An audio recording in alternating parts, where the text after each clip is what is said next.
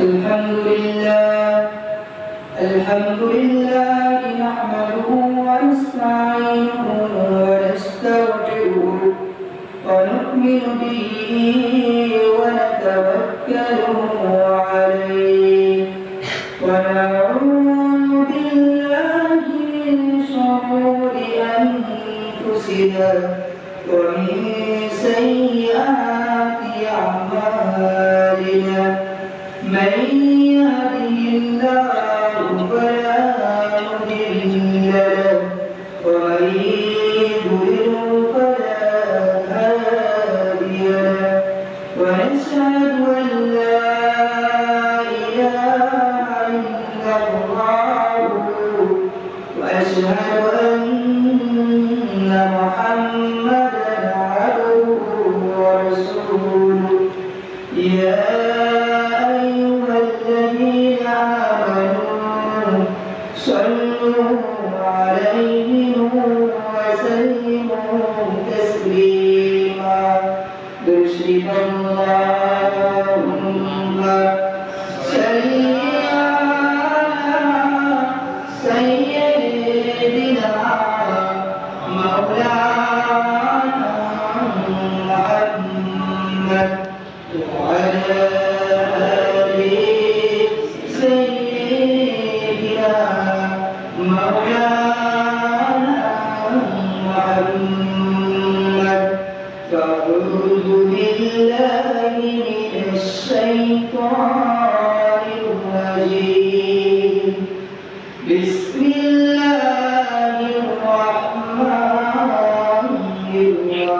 الرحيم وما أرسلناك إلا رحمة للعالمين وقال النبي صلى الله عليه وسلم إن خياركم محاسنكم أخلاقا صدق الله العلي العظيم طلع البدر علينا من ثنية الوداع وجب الشكر علينا مدعا لله داعي أيها المبعوث فينا جئت بالأمر بالطاعة أنت الرسول الجميل يا مجمع اتباعي طلع البدر علينا من ثنية الوداع وجب الشكر علينا مدعا لله داعي نبي ورسولي نبي مرسل قريب نبي لم تقيت تنسيق تجاري دوري نبي نور رسولي نبي مرسل قريب نبي لم تقيت تنسيق تجاري دوري نبي نور بالقدر تلتري সকল ফিদা করে সকল ফিদা আদমের কলবেতে তার নূরের রোশনি নবী মোর পরশমণি নবী মোর সোনার মণি নবী নাম জপে যে জন সেই কত জানের ধরি ওই নামে সুর ধরিয়া পাখি যায় গান করিয়া ওই নামে সুর ধরিয়া পাখি যায় গান করিয়া ওই নামে আপন হইয়া ফুল ফুলতে সোনার বাড়ি নবী মোর সোনার করি নবী মোর সোনার করি নবী নাম জপে যে জন সেই কত জানের ধরি নবী মোর পরশমণি নবী মোর সোনার করি নবী নাম জপে যে জন সেই কত জানের ধরি শুরু করো তারা তারি নবের ইশারা চাঁদ শুরু করো তারা তারি নবের ইশারা লোভে যে অন্ধকারে ডুবিয়া এই দুনিয়া নবী মোর পরশুনি নবী মোর সোনার করি নবী রাম জপে যে জন সেই কত জানে তুমি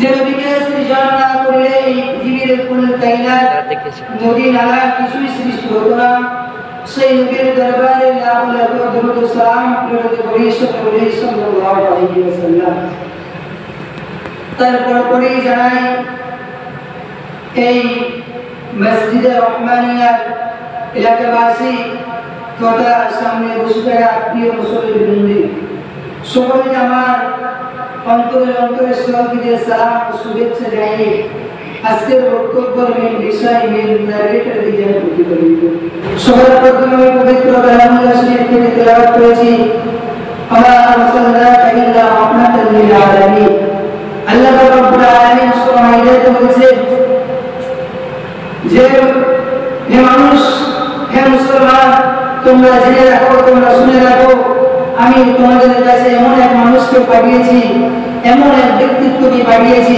যিনি রাহমাতুল লিল আলামিন যিনি উভয় জগতের কান্ডারি যিনি উভয় জগতের দয়াবান যিনি উভয় জগতের হেফাজতকারী যিনি উভয় জগতের মানুষের অন্ধকার থেকে আলোর দিকে আনয়নকারী এমন এক মানুষকে আমি তোমাদের কাছে পাঠিয়েছি এই রবিউল আউয়াল মাসে আর সেই রবিউল আউয়াল মাসে আজকে আমরা এই পাক মজলিসের অনুষ্ঠান করেছি আর এখানে নবী আলা নবীর জীবন যাপন নিয়ে কিছু আলোকপাত শুরু করব ইনশাআল্লাহ তাআলা সর্বপ্রথমে দেখা যায় নবী সাল্লাল্লাহু আলাইহি ওয়াসাল্লাম যখন দুনিয়ার বুকে এসেছিলেন দুনিয়ার বুকে আসার আগে এই দুনিয়াটাকে আল্লাহ রাব্বুল আলামিন সুন্দর করে সাজিয়ে রেখেছিলেন সাজানোর পর হযরত আদম আলাইহিস সালাম এই দুনিয়ার বুকে পাঠিয়েছিলেন বিস্তারিত আলোচনা হযরত আদম আলাইহিস সালামকে জান্নাতে কিছুদিন বসবাস করানো হয় তারপর হযরত আদম আলাইহিস সালাম সেখানে আল্লাহর কোন কথাকে মান্য করার কারণে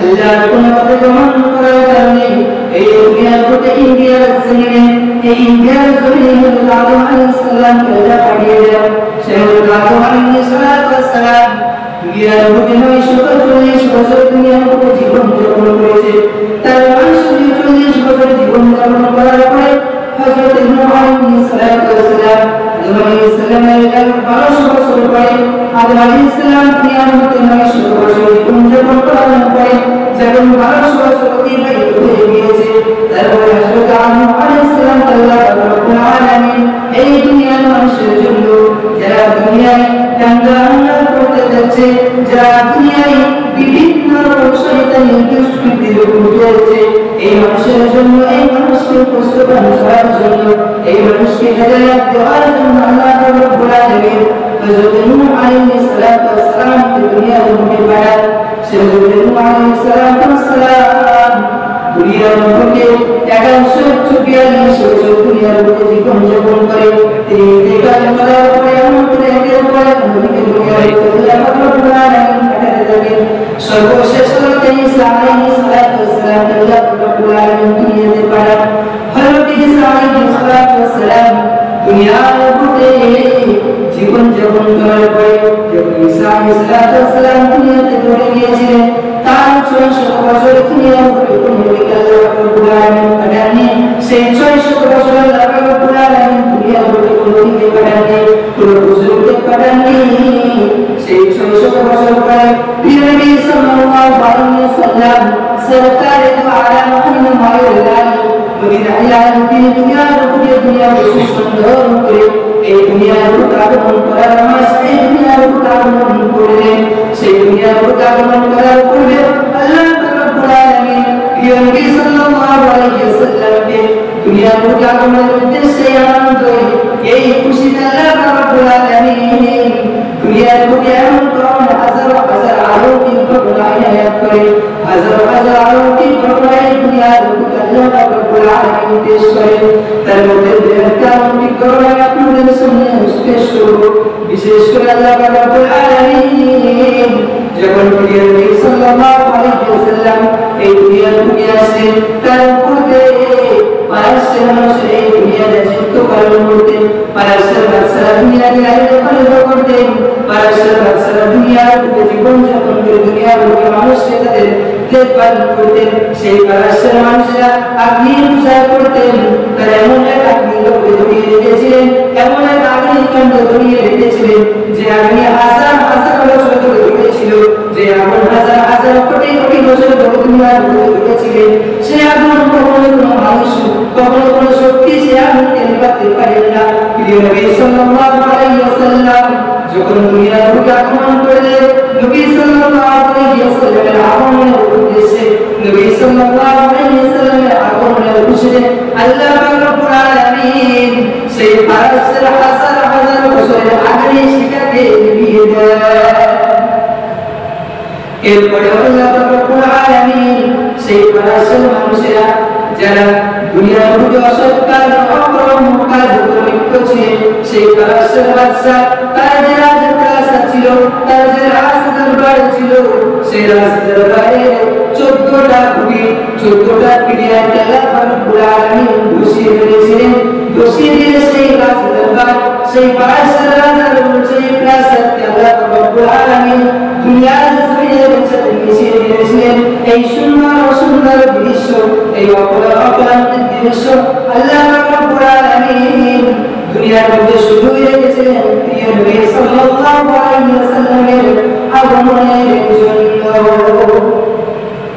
এটাই বোঝা যাচ্ছে যে আল্লাহ নবী সাল্লাল্লাহু আলাইহি ওয়াসাল্লাম যখন দুনিয়ার মধ্যে আসলেন তখন আল্লাহ রাব্বুল আলামিন সেই খুশিতে সেই আনন্দ পারস্যের বাদশা জালিম বাদশা অত্যাচারিত বাদশা তার রাজসীমাকে তার রাজ দরবারকে আল্লাহ রাব্বুল আলামিন ভূষিত করে দিয়েছিল। সুবহানাল্লাহ। শুধু এখানেই শেষ নয়, আল্লাহ রাব্বুল আলামিন আমার হিন্দু ভাইরা যে আগ্নি পূজা করে, এই আগ্নি পূজা শুরু হয়েছিল পারস্য দেশ থেকে। সেই পারস্য দেশে যখন মানুষের আগ্নি পূজা করতে থাকলো, আল্লাহ রাব্বুল আলামিন সেই আগুনকে নিভিয়ে দিল প্রিয় নবী সাল্লাল্লাহু আলাইহি ওয়াসাল্লাম দুনিয়ার বুকে আগমন করার জন্য। সুবহানাল্লাহ। এত সুন্দর সুন্দর দৃশ্য আল্লাহ নবী দুনিয়ার জমিনে আসার আগে আল্লাহ রাব্বুল আলামিন পাঠিয়ে দিয়েছে। যে আল্লাহ রাব্বুল আলামিন পবিত্র কালামে শরীফে বলেছে, মা রাসূলুল্লাহি রাহমাতুল লিল আলামিন, আমি তোমাদের কাছে রাহমাতুল লিল আলামিনকে পাঠিয়েছি। আমি তোমাদের কাছে যে মানুষটা দয়াবান, যে মানুষটা দয়ালু, সেই মানুষকে তোমাদের সামনে আমি পাঠিয়েছি। আর সেই মানুষটা যখন দুনিয়ার বুকে আসবে, এই দুনিয়াকে কেনই আমি অপকর্ম অকাজ অকর্মকে আমি দুনিয়ার বুকে রাখবো, সেই অকাজ অকর্ম থেকে আল্লাহ রাব্বুল আলামিন দুনিয়া থেকে আস্তে আস্তে নিভিয়ে দিয়েছিল। আমরা সবাই জানি প্রিয় নবী সাল্লাল্লাহু আলাইহি ওয়াসাল্লাম এই যে রবিউল আউয়াল মাস অতিবাহিত হতে চলেছে, রবিউল আউয়াল মাস ধারাবাহিকতার সাথে চলছে।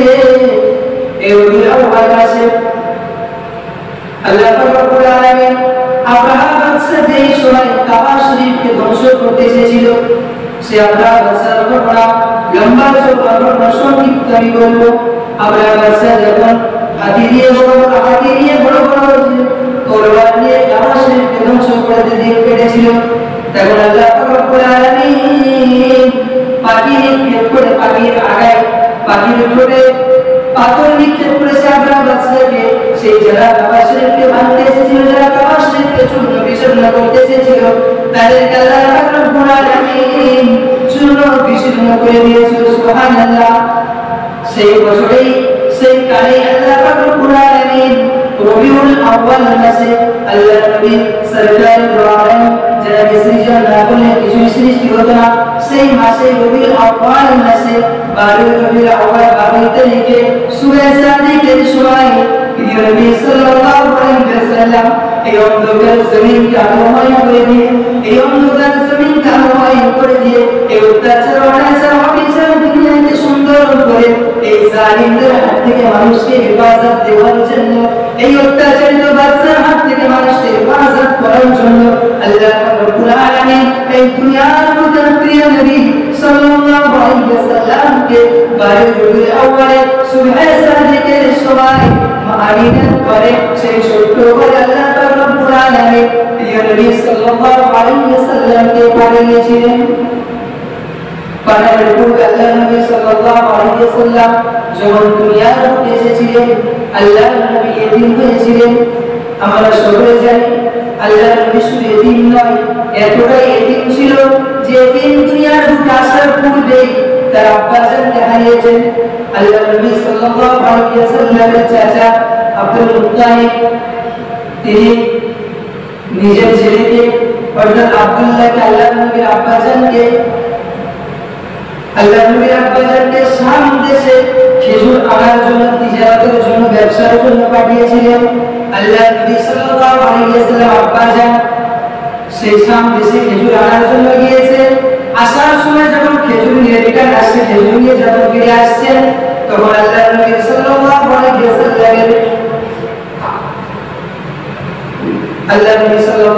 ওয়াসাল্লামের আব্বাজান মদিনা শরীফে ইন্তেকাল করেন। তখন আল্লাহ নবী সাল্লাল্লাহু আলাইহি ওয়াসাল্লাম মাত্র 6 মাস গর্ভে আছেন, অর্থাৎ আমিনার গর্ভে আল্লাহ নবী তখন 6 মাস বয়স। তখন প্রিয় নবী সাল্লাল্লাহু আলাইহি ওয়াসাল্লাম নিজের আব্বাজানকে হারিয়ে ফেলেছেন। কতটাই কষ্ট, কতটাই বেদনা। নিজের পেটে গর্ভে সন্তান রেখে নিজের স্বামীর ইন্তেকালের ঘটনা শুনছেন মারিয়া। এর মতন কষ্ট, এর মতন বেদনা, এর মতন দুঃখ হয়তো দুনিয়ার কিছুই হতে পারে না। আমরা জানি মায়েদের গর্ভে যখন সন্তান থাকে, মায়ের কষ্টের গায়ে ছটফট ছটফট করতে থাকে।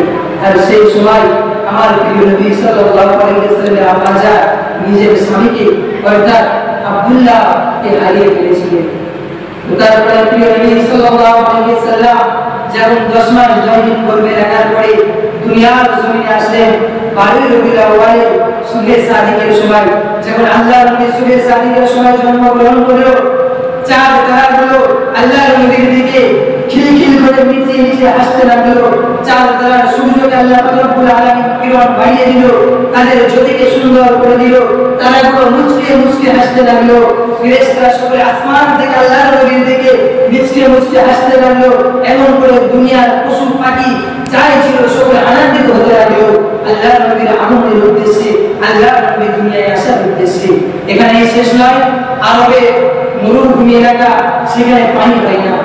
তো সেখানে মরুর তাপ, সূর্যের তাপ, মানুষ চলাফেরা করতে পারে না।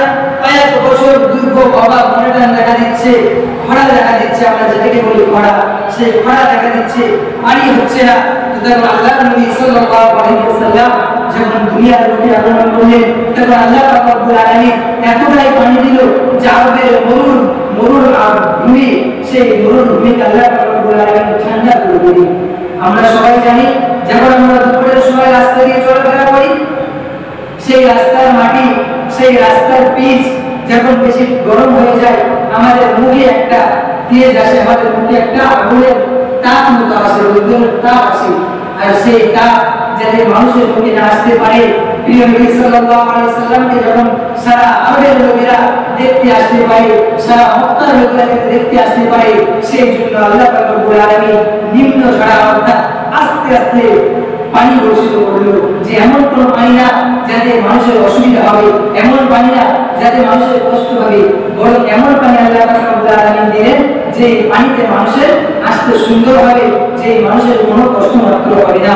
এমন সুন্দর সুন্দর কারিশমা আল্লাহ পাক রব্বুল আলামিন প্রিয় নবী সাল্লাল্লাহু আলাইহি ওয়াসাল্লামকে দুনিয়ার বুকে আগমন করার পূর্বে আলোকিত ঘটনা ঘটিয়ে দিলেন। শুধু এখানেই শেষ নয়, যখন আল্লাহ নবী সাল্লাল্লাহু আলাইহি ওয়াসাল্লামের নাম নির্বাচিত করে, আমরা সকলে জানি একটা বাচ্চা জন্ম নেওয়ার পরে আমরা তার একটা সুন্দর নাম রাখি। আল্লাহ নবী সাল্লাল্লাহু আলাইহি ওয়াসাল্লাম জন্মগ্রহণ করলেন, তার নাম রাখা হবে। কি নাম রাখবে? বিভিন্ন মত বিদ্যমান হয়ে থাকে। যে কেউ দেখা যাচ্ছে একটা বাচ্চার আমার বলে একরকম নাম, তার আব্বু বলে আরেক রকম নাম, তার দাদার চাচা বলে আরেক রকম নাম। আল্লাহ নবী সাল্লাল্লাহু আলাইহি ওয়াসাল্লামের এমনই হচ্ছে। আর যেহেতু সেই সময় আল্লাহ নবী যখন দুনিয়ায় ঢুকে এসেছিল, এই দুনিয়া ছিল এমন বিনষ্ট অদম্য পশুর চেয়ে মানুষের অধম ছিল। জ্যান্ত বাচ্চাকে পুঁতে ফেলতো, যদি কোনো মায়ের গর্ভে আর কি আপনার মেয়ে সন্তান গর্বিত হতো, সেই মেয়ে সন্তানকে জ্যান্ত পুঁতে দিত, মানুষ টাকা পয়সা নিয়ে যে রাস্তায় চলাফেরা করতো তাকে জায়গায় মেরে দিত। এমন কঠিন দুনিয়ায়, এমন কঠিন সময় আল্লাহ নবী সাল্লাল্লাহু আলাইহি ওয়াসাল্লাম দুনিয়ার বুকে আসলেন। এমন সময় আল্লাহ নবী যখন দুনিয়ার বুকে আসলেন, আসার পরে দেখলেন এই পরিস্থিতি। আল্লাহ নবী যখন ছোট্ট মাসুম বাচ্চা, তো আল্লাহ নবীকে যেহেতু তখন কাফের সব বেদিন তারা ইসলাম শরিয়াতকে জানে না, তারা বুক বুঝিকে হত্যা করতো। তারা স্বয়ং কাবা শরীফে 313টা মূর্তি রেখে দিয়েছিল, তো এই মূর্তিকে তারা পূজা করতো। তারা জানতো না কেমন নাম রাখতে হবে। তারা যেহেতু তারা হিন্দু, তারা কাফের, তারা তাদের অনুমানে তারা নাম রাখবে কি নমরুদ, ফিরাউন, এমন করে তারা বেধর্মীদের নাম রাখবে, তারা গায়ের মুসলিমদের নাম রাখবে। তো সেখানে আল্লাহ নবী সাল্লাল্লাহু আলাইহি ওয়াসাল্লামের দ্বারা আবু তালিব তার বাচ্চাকে, তার নাতিকে নাম রাখলো আহমদ, তার নাতিকে নাম রাখলো মুহাম্মদ।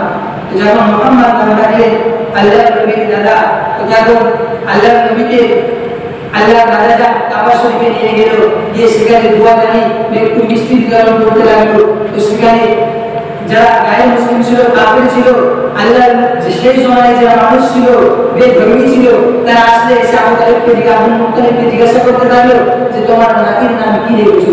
এখন বলছে আমার নাতির নাম রেখেছে আহমদ। তো তারা যেন নারাজ, তারা নারাজ, যেহেতু তারা নাম রাখবে কি ফিরাউন, নমরুদ, আবু জেহেল, আবু লাহাব, উতবা, সাইবা, তারা এমন নাম রাখবে, তারা তো আপনার পছন্দ করবে না। তো দেখো আল্লাহ নবী দাদাকে বলল যে তুই এমন নাম রেখেছেন। তো আল্লাহ নবীর দাদা তাদের উত্তরে বলছে আমার নাতিকে আমি চাই প্রশংসিত হতে, যেহেতু আমার নামের অর্থাৎ প্রশংসিত, মানে কি সারা দুনিয়ার মানুষের কাছে প্রশংসনীয় হোক। আমি চাই আমার নাতি সারা দুনিয়ার বুকে, সারা পৃথিবীর বুকে প্রশংসনীয় মানুষ হয়ে উঠুক। তো সেখানে আল্লাহ নবীর দাদা আল্লাহ নবীকে নাম রেখেছিল মুহাম্মদ। তারপরে নবী সাল্লাল্লাহু আলাইহি ওয়াসাল্লামের নাম আরেকটা নাম আছে আহমদ। সেই নামটা আল্লাহ রাব্বুল আলামিন পবিত্র কালামুল্লাহ শরীফের 3 নম্বর সূরা আল্লাহ রাব্বুল আলামিন আল্লাহ নবী সাল্লাল্লাহু আলাইহি ওয়াসাল্লামের নাম রাখলেন, দ্বিতীয় নাম রাখলেন আহমদ। আহমদ নামের মানে হচ্ছে প্রশংসিত। দুটো নামের অর্থ একই, একটা নামের মানে হচ্ছে প্রশংসনীয়, আর একটা নামের মানে হচ্ছে প্রশংসিত। মানে সারা লোকের কাছে এই ব্যক্তিটা কি হবে? প্রশংসার পাত্র হবে। সারা লোক এই মানুষটাকে, এই ব্যক্তিটাকে প্রশংসিত করবে, সবাই একে ভালোবাসবে। আল্লাহ নবী সাল্লাল্লাহু আলাইহি ওয়াসাল্লামের নাম নির্বাচন হয়ে গেল, নাম নির্বাচিত হয়ে গেল। তারপর আল্লাহ নবী সাল্লাল্লাহু আলাইহি ওয়াসাল্লাম 3 দিন প্রিয় আম্মাজানের দুধ পান করলেন। 3 দিন প্রিয় আম্মাজানের দুধ পান করার পরে সুহাইবা একটা গোলামের দুধ পান করলেন আল্লাহ নবী সাল্লাল্লাহু আলাইহি ওয়াসাল্লাম 2-3 দিন। তারপর আরবের নীতি অনুযায়ী, মক্কা শরীফের নীতি অনুযায়ী, মক্কা শরীফের নীতি ছিল কোন বাচ্চাকে মক্কা শরীফে যদি জন্মগ্রহণ করে তার নিজের আম্মা জান, তার পরিজন টুকরা আম্মা জান তাকে দুধ পান করাতে পারবেন না, বরং তাকে দুধ পান করবে মক্কা মদিনা থেকে কোনো মানুষ এসে, শাম থেকে কোনো মানুষ এসে, অন্য রাজ্য থেকে, অন্য কান্ট্রি থেকে কোনো মানুষ এসে সেই বাচ্চাকে দুধ পান করবে। এই নীতি অনুযায়ী আল্লাহ নবী সাল্লাল্লাহু আলাইহি ওয়াসাল্লামের দুধ পান করতে দেওয়া হবে। তো কার কাছে দুধ পান করতে দেবেন? দুধ পান করতে দেওয়ার মানুষ পাওয়া যাচ্ছে না। যে আল্লাহ নবী সাল্লাল্লাহু আলাইহি ওয়াসাল্লাম দূর দিন গরিবের বাড়ি জন্মগ্রহণ করেছে, আল্লাহ নবী মৃত্যুর পরই 4 মাস পূর্বে তার আব্বাজানকে হারিয়ে ফেলেছে। তার কতটাই গরিব ছিল আল্লাহ নবী সাল্লাল্লাহু আলাইহি ওয়াসাল্লাম। তো যারা মদিনা থেকে আসে ছোট ছোট বাচ্চা নিয়ে দুধ পান করানোর জন্য দুধ মা, তারা সকলে এসে অন্যান্য বড় লোকের বাচ্চা থেকে নিয়ে গেল।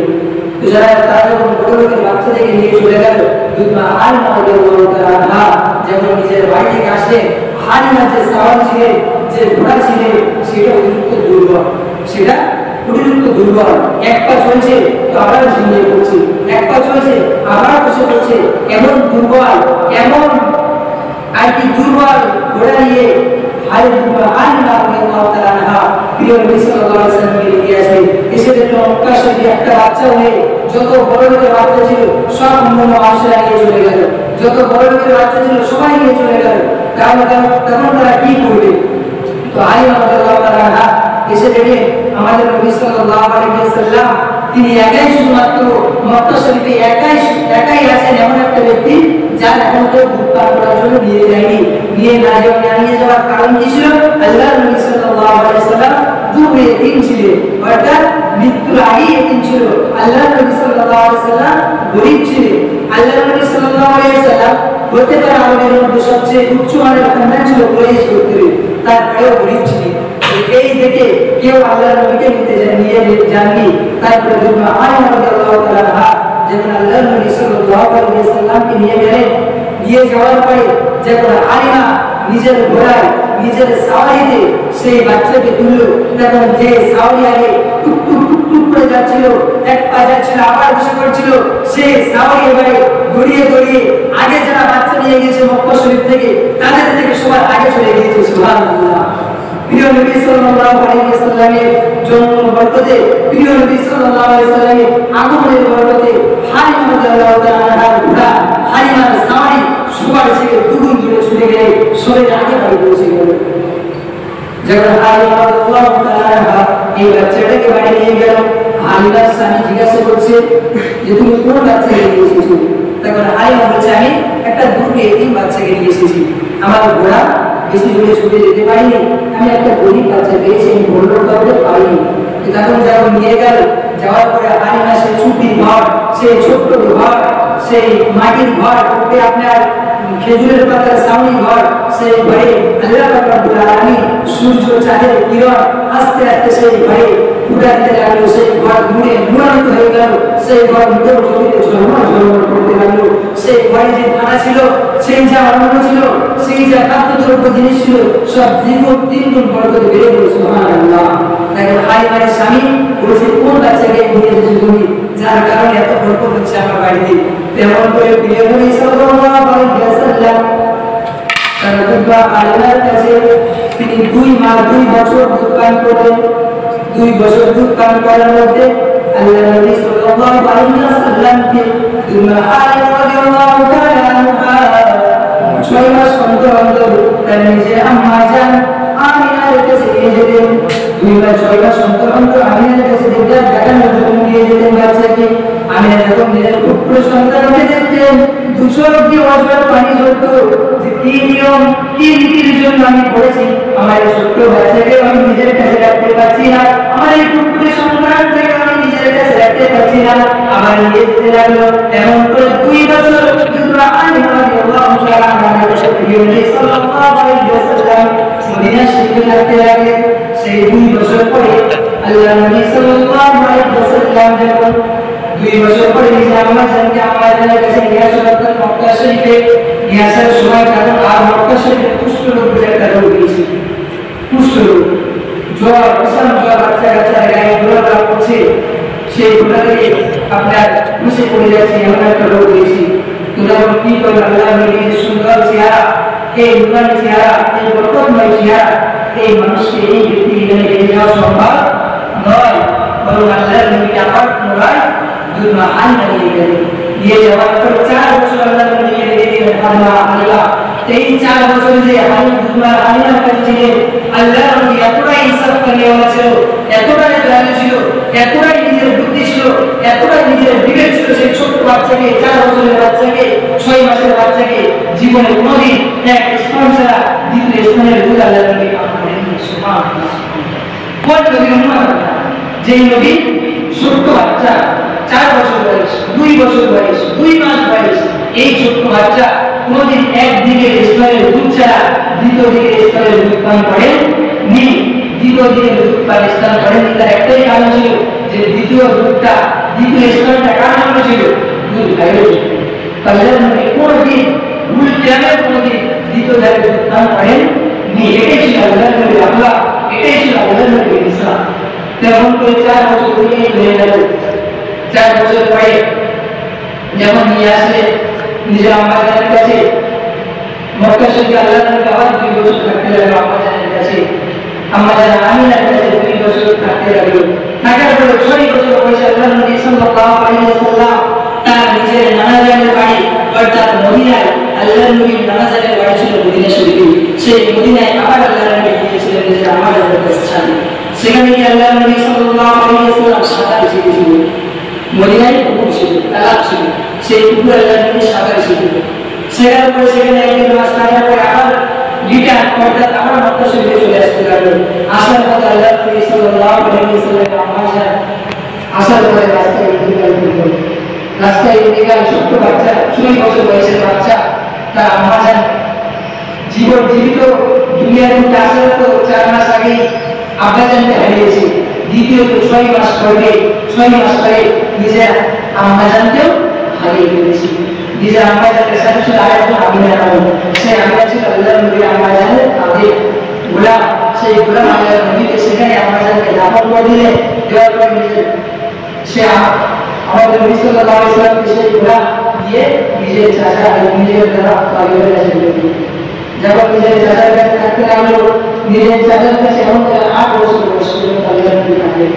8 বছর বয়সে আল্লাহ নবী দাদা ইন্তেকাল করলেন। তখন আল্লাহ নবী তার কাছে থাকলেন।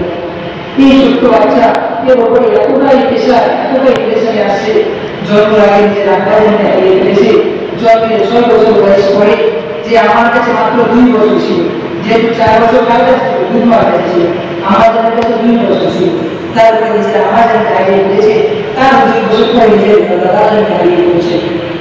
আল্লাহ নবী চাচা ছিলেন টোটাল 10টা। সেখানে আল্লাহ নবী আব্বা জান ইন্তেকাল করলেন, 9টা চাচা, আর ফুফা ছিলেন 6টা। টোটাল আল্লাহ নবী আপনার চাচারা 16 ভাই ছিলেন। তো ফুফা 6টা আর চাচা 9টা। তাহলে জীবিত আছেন আল্লাহ নবী আব্বা জানকে ইন্তেকাল করলেন।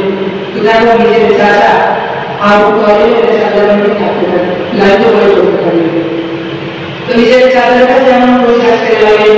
আল্লাহ নবীর চাচা সেই সময় মক্কা শরীফের মানুষেরা সবাই ব্যবসা বাণিজ্য করার জন্য শাম দেশ পাড়ি দিতেন।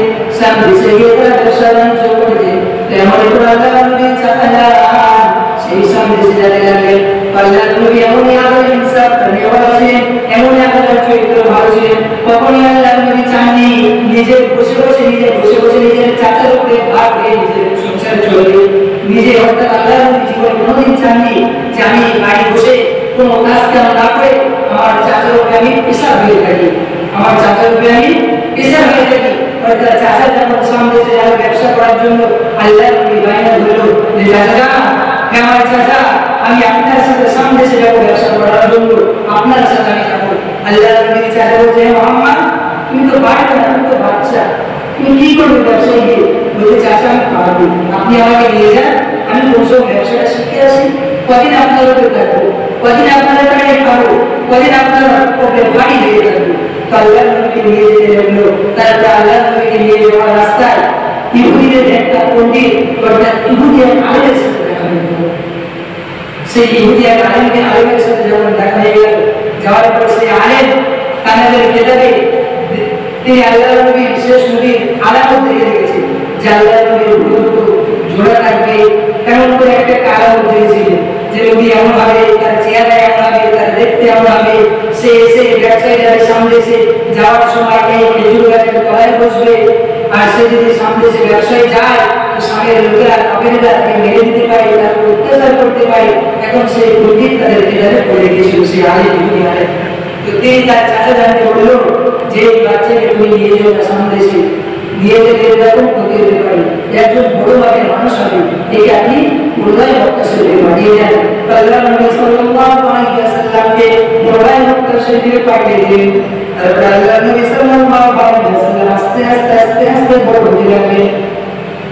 আল্লাহ নবী এতটাই আদর ছিল, এতটাই আপনার চরিত্র ভালো ছিল, আল্লাহ নবী পুরো আরব কান্ট্রি জুড়ে আল্লাহ নবীর নামে যে নিজের রাজাকে নাম রেখেছিল মুহাম্মদ, প্রশংসা সেই প্রশংসা আল্লাহ নবী পুরো আরবে ছড়িয়ে গেল। আল্লাহ নবীর প্রশংসা সুবহানাল্লাহ। সকলে ছোট বাচ্চাকে 10-12 বছরের বাচ্চাকে আমিন সাদিক বলে ডাকতে লাগলেন। আমিন মানে আমানতদার, সাদিক মানে সত্যবাদী। তো আল্লাহ নবীর জীবনে কোনোদিন আল্লাহ নবী মিথ্যে কথা কোনোদিন বলেননি, অর্থাৎ আল্লাহ নবীকে সকলে সাদিক বলে ডাকতেন। কখনো লোকের জিনিসপত্র নিয়ে কখনো আমানতের খিলাফ করেননি, সকলে আল্লাহ নবীকে আমানত বলে ডাকতেন। তো এই যে আমানত আমিন সাদিক বলে আল্লাহ নবীকে ডাকতেন, যখন আস্তে আস্তে আল্লাহ নবীর বয়স 25তম বয়সে গেল, তখন আল্লাহ নবী 25 বছর বয়সে হযরত খাদিজা রাদিয়াল্লাহু তাআলা আনহা আমরা খাদিজা আল্লাহর নবী সাল্লাল্লাহু আলাইহি ওয়াসাল্লামের তারিফ শুনতে পেয়েছিলেন। খাদিজা ছিলেন আরব দেশে সবচেয়ে ধনী ব্যক্তি। খাদিজার অনেক ব্যবসা বাণিজ্য ছিল, ব্যবসায় অনেক উন্নতি ছিল। পুরো আরবের মধ্যে খাদিজা রাদিয়াল্লাহু তাআলা আনহা ছিলেন ব্যবসার মধ্যে সবচেয়ে বড় ছিল। তো খাদিজা রাদিয়াল্লাহু তাআলা আনহা আল্লাহর নবীর ঘটনা শুনতে থাকেন। আল্লাহর নবীর কিসসা কাহিনী লোকের কাছে শুনলেন যে দুনিয়ার বুকে আরবের মধ্যে মক্কা শরীফের মধ্যে এমন একটা মানুষ আবির্ভাব করেছে যে মানুষটা এই আরবের মক্কা শরীফে কোনোদিন মিথ্যে কথা বলেননি, কোনোদিন কারোর হক মেরে খায়নি, কোনোদিন কারোর জিনিসপত্র কেড়ে নেয়নি, কোনোদিন কারোর জিনিসপত্র এক টাকা নিয়ে সেই আটানা ফেরত দেয়নি, বরং এক টাকা নিয়ে এক টাকাই ফেরত দিয়েছে, একটা দিরহাম নিয়ে একটা দিরহাম ফেরত দিয়েছে। এমন একটা মানুষ দুনিয়ার বুকে আবির্ভাব করেছে। তোমার এই ব্যবসা দেখবার জন্য আমার এমন একটা মানুষের বড় প্রয়োজন। যে একটা ব্যবসা যদি আমরা করতে থাকি বড় ব্যবসা, তো সেই ব্যবসা করার জন্য আমাদের একটা বিশ্বস্ত মানুষ প্রয়োজন। আমরা ব্যবসাতে আপনার যার দায়িত্ব দেবে বড় ব্যবসা, তার আমার কি দরকার? বিশ্বস্ত মানুষ দরকার।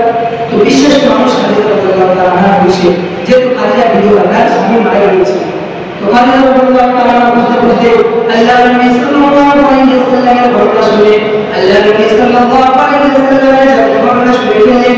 তখন তিনি মুহাম্মাদের সাথে দেখা করলেন। হযরত মুহাম্মদ রাসূলুল্লাহ সাল্লাল্লাহু আলাইহি ওয়াসাল্লাম যখন খাদিজার সামনে ফেস টু ফেস সামনে ফার্স্ট দেখা করলেন, ব্যবসা বাণিজ্য নিয়ে যখন ফার্স্ট আলোচনা করলেন, তখন আল্লাহর নবী সাল্লাল্লাহু আলাইহি ওয়াসাল্লাম একবারের চেয়েও খাদিজার মুখের দিকে ফিরে কথা বলেননি, বরং আল্লাহর নবীর চোখ ছিল মাটির দিকে, আল্লাহর নবীর নজর ছিল নিচের দিকে। শুধু মুখে কথা হচ্ছে খাদিজার সাথে।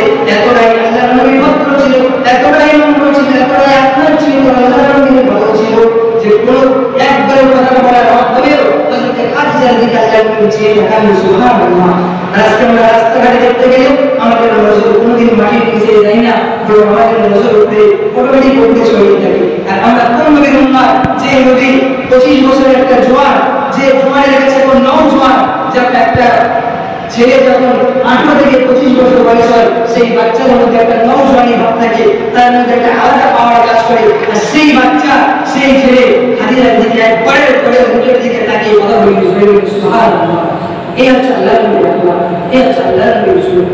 খাদিজা দেখে খুব হৃদয় হয়ে গেছে। আল্লাহর নবীর প্রতি খাদিজা দেখে খুব পাগল।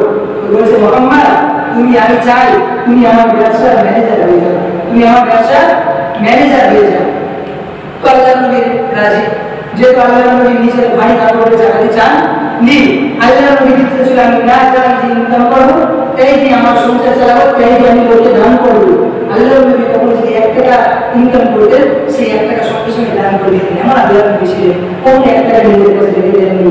তো আল্লাহর নবী সাল্লাল্লাহু আলাইহি ওয়াসাল্লাম এমন ছিলেন যে খাদিজা আল্লাহর নবীকে পুরো ফিরে হয়ে গেল। এখন খাদিজার সাথে ব্যবসা বাণিজ্য ডিল হতে লাগলো।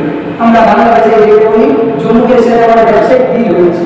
তো আল্লাহর নবীর সাথে খাদিজার ব্যবসায় ডিল কমপ্লিট। তো খাদিজার সাথে যখন ডিল কমপ্লিট হয়ে গেল, আল্লাহর নবীর সামনে এসে নিয়ে যায় একটা অনেক লোকজন নিয়ে বড় ব্যবসা। খাদিজার আরবের মধ্যে বড় ব্যবসা ছিল, সেই খাদিজার ব্যবসা সামল করার অনেক লোকজন প্রয়োজন হয়। সেই অনেক লোকজনের লোককে একটা টিম নিয়ে আল্লাহর নবী সাল্লাল্লাহু আলাইহি ওয়াসাল্লাম সামনে এসে বাড়ি দিবেন। খাদিজা আল্লাহর নবী ওকে তো বিদা হয়ে গিয়েছে, তারপরেও খাদিজা দেখার জন্য, পরীক্ষা নেওয়ার জন্য আল্লাহর নবীর সাথে খাদিজা একটা গোলামকে ফিট করে দিল যে তুমি মুহাম্মাদের সাথে যাবে, গিয়ে মুহাম্মাদের দেখভাল করবে, মুহাম্মাদের খেদমত করবে। সেই গোলাম যখন আল্লাহর নবীর সাথে সামনে এসে গেলেন, সামনে এসে যাওয়ার পরে আল্লাহর নবী সাল্লাল্লাহু আলাইহি ওয়াসাল্লাম মাল তিজারা অর্থাৎ ব্যবসার মাল সব 1 গুণ থেকে 2 গুণ দামে বিক্রি করে দিল। সুবহানাল্লাহ। মানুষের 1 গুণ দামে বিক্রি করতে পারছে না, আল্লাহর নবী সেই মাল 2 গুণ দামে বিক্রি করে দিল। সুবহানাল্লাহ। তারপরে সেখানে গিয়ে মানুষের সাথে আমরা বাংলা কথাই বলি, আপনার দোকানদাররা হচ্ছে গোলা আর খদ্দেররা হচ্ছে রাজা। যখন কোন দোকানদার, সেই দোকানদারের ব্যবসা ভালো চলে, যে দোকানদারের মুখে অটোমেটিক হাসি মুখে কথা বলে, সবার সাথে নম্বর ভদ্রের সাথে কথা বলে, তার দোকানে সবাই যায়। আল্লাহর নবীর আল্লাহ এমন ছিলেন, সবার সাথে হাসতে হাসতে কথা বলতেন। আল্লাহর নবী সাল্লাল্লাহু আলাইহি ওয়াসাল্লামের উপরে ব্যবসায় বিশাল লাভ করার পরে আল্লাহর নবী আবার কি করলেন, সেই সামদেশে যেই জিনিস সামদেশে তৈরি হয়, উৎপন্ন হয়, আরবে বিক্রি হয় সেই জিনিস আবার আল্লাহ নবী সামনে থেকে কিনে আনবে। অর্থাৎ আগে যত ব্যবসার লোক গিয়েছিল সামনে দেশে খাদিজা, তারা কোনোদিন এই কাজ করেনি, বরং তারা মাল নিয়ে গিয়েছে সামনে দেশে বিক্রি করে খালি রিটার্ন চলে এসেছে। কিন্তু আল্লাহ নবী কতটাই বুদ্ধি ছিল, কতটাই ব্যবসার অভিজ্ঞতা ছিলেন, আল্লাহ নবী সাল্লাল্লাহু আলাইহি ওয়াসাল্লাম সামনে দেশে গেলেন, যাওয়ার পরে সেই মাল বিক্রি করে আবার সেই টাকায় যেই মাল আরবে বিক্রি হয় সেই মাল সামনে দেশ থেকে কিনে এনে আরবে আবার বিক্রি করবে। তার মানে ব্যবসায় 3 থেকে 4 গুণ লাভ হচ্ছে। সুবহানাল্লাহ। যখন সামনে দেশ থেকে আল্লাহ নবী সাল্লাল্লাহু আলাইহি ওয়াসাল্লাম ফিরে আসলেন, আসার পরে খাদিজা তার গোলামকে জিজ্ঞাসা করছে, মোহাম্মদ তুমি কি দেখি কেমন মোহাম্মদ? তো সেই গোলাম এত তারিফ করছে, গোলাম পুরো ফিদা আল্লাহ নবীর উপরে, গোলাম পুরো পাগল আল্লাহ নবীর উপরে। গোলাম এত তারিফ করছে আল্লাহ নবী, গোলামের মুখ ব্যথা হয়ে যাচ্ছে, তাও আল্লাহ নবী তারিফ শেষ হলো। সুবহানাল্লাহ।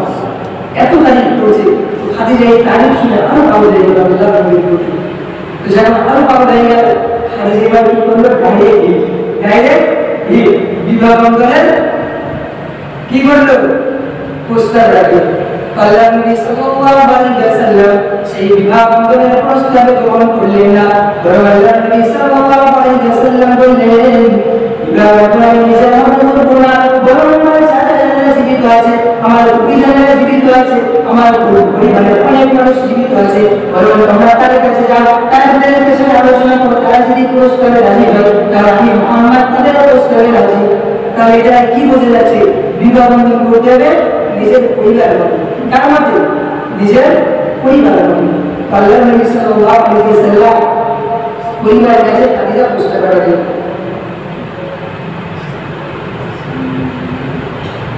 যখন খাদিজাকে প্রস্তাব রাখলেন, খাদিজা তখন চাচা জানেরা ভাবছিল 40 বছর বয়সের মহিলা, খাদিজা বলেছিল কত? 40। কত? 40। যে 40 বছর মহিলা, তারা বলে বিধবা, এই মহিলার সাথে আমাদের ভাই বোন কেমন করে বিয়ে করবে? আমি 25 বছরের নবজাত, এখন বিয়ে করিনি। তো আল্লাহ নবীকে জিজ্ঞাসা করলো যে মোহাম্মদ তুমি কি রাজি? তো আল্লাহ নবী এক ভাবে রাজি হয়ে গেল, আলহামদুলিল্লাহ আমি রাজি আছি বলে আল্লাহ নবী রাজি হয়ে গেল। এমন করে আল্লাহ নবী সাল্লাল্লাহু আলাইহি ওয়াসাল্লাম খাদিজার সাথে খাদিজা রাদিয়াল্লাহু তাআলা আনহার সাথে জীবন যাপন করতে লাগলেন। এমন করে আস্তে আস্তে জীবন যাপন করা শুরু করলো। আল্লাহ নবীর 4 সন্তান, খাদিজার 6 সন্তান। খাদিজার গর্ভে আসলে কয় সন্তান? 6 সন্তান। আমরা সবাই একটা ভুল মেসেজ জানি যে আল্লাহ নবীর কোন ছেলে নেই। আল্লাহ নবীর ছেলে হয়েছিল না? হয়েছিল। কিন্তু বেলাগঞ্জে দেখবেন আপনারা হয়তো হয়েছে এই সংবাদে তো আমার পেয়ে শুনেছেন, তো বেশিরভাগ মানুষ এটাই জানে যে আল্লাহ নবীর ছেলে ছিলেন। তো আল্লাহ নবীর ছেলে ছিল খাদিজা রাদিয়াল্লাহু আল্লাহ নবী সাল্লাল্লাহু আলাইহি ওয়াসাল্লামের 4টি মেয়ে হলো আর 2টি ছেলে হলো। 2টি ছেলে কিছুদিন জীবন যাপন করার পরে সেই 2টি ছেলে আবার দুনিয়ার বুক থেকে ছিল বিদায় নিয়ে চলে গেলেন। যে আল্লাহ পাক রব্বুল আলামিন বলেছে, যদি দুনিয়ার বুকে কোনো মানুষের ছেলে হয়, যদি দুনিয়ার বুকে মুহাম্মাদের কোনো ছেলে হয়, যদি মুহাম্মাদের বংশ পাবে, যদি মুহাম্মাদের বংশ বিস্তার লাভ করে, হয়তো এই মুহাম্মাদের বংশ থেকে, এই মুহাম্মাদের ফ্যামিলি থেকে দুনিয়ার বুকে ভুল মেসেজ হতে পারে।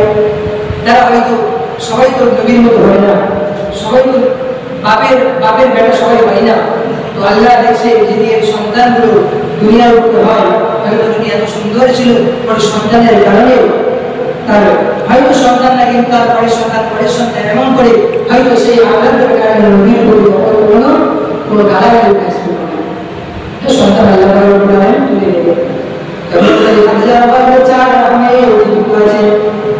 জীবিত থাকার পরে আল্লাহ নবী সাল্লাল্লাহু আলাইহি ওয়াসাল্লাম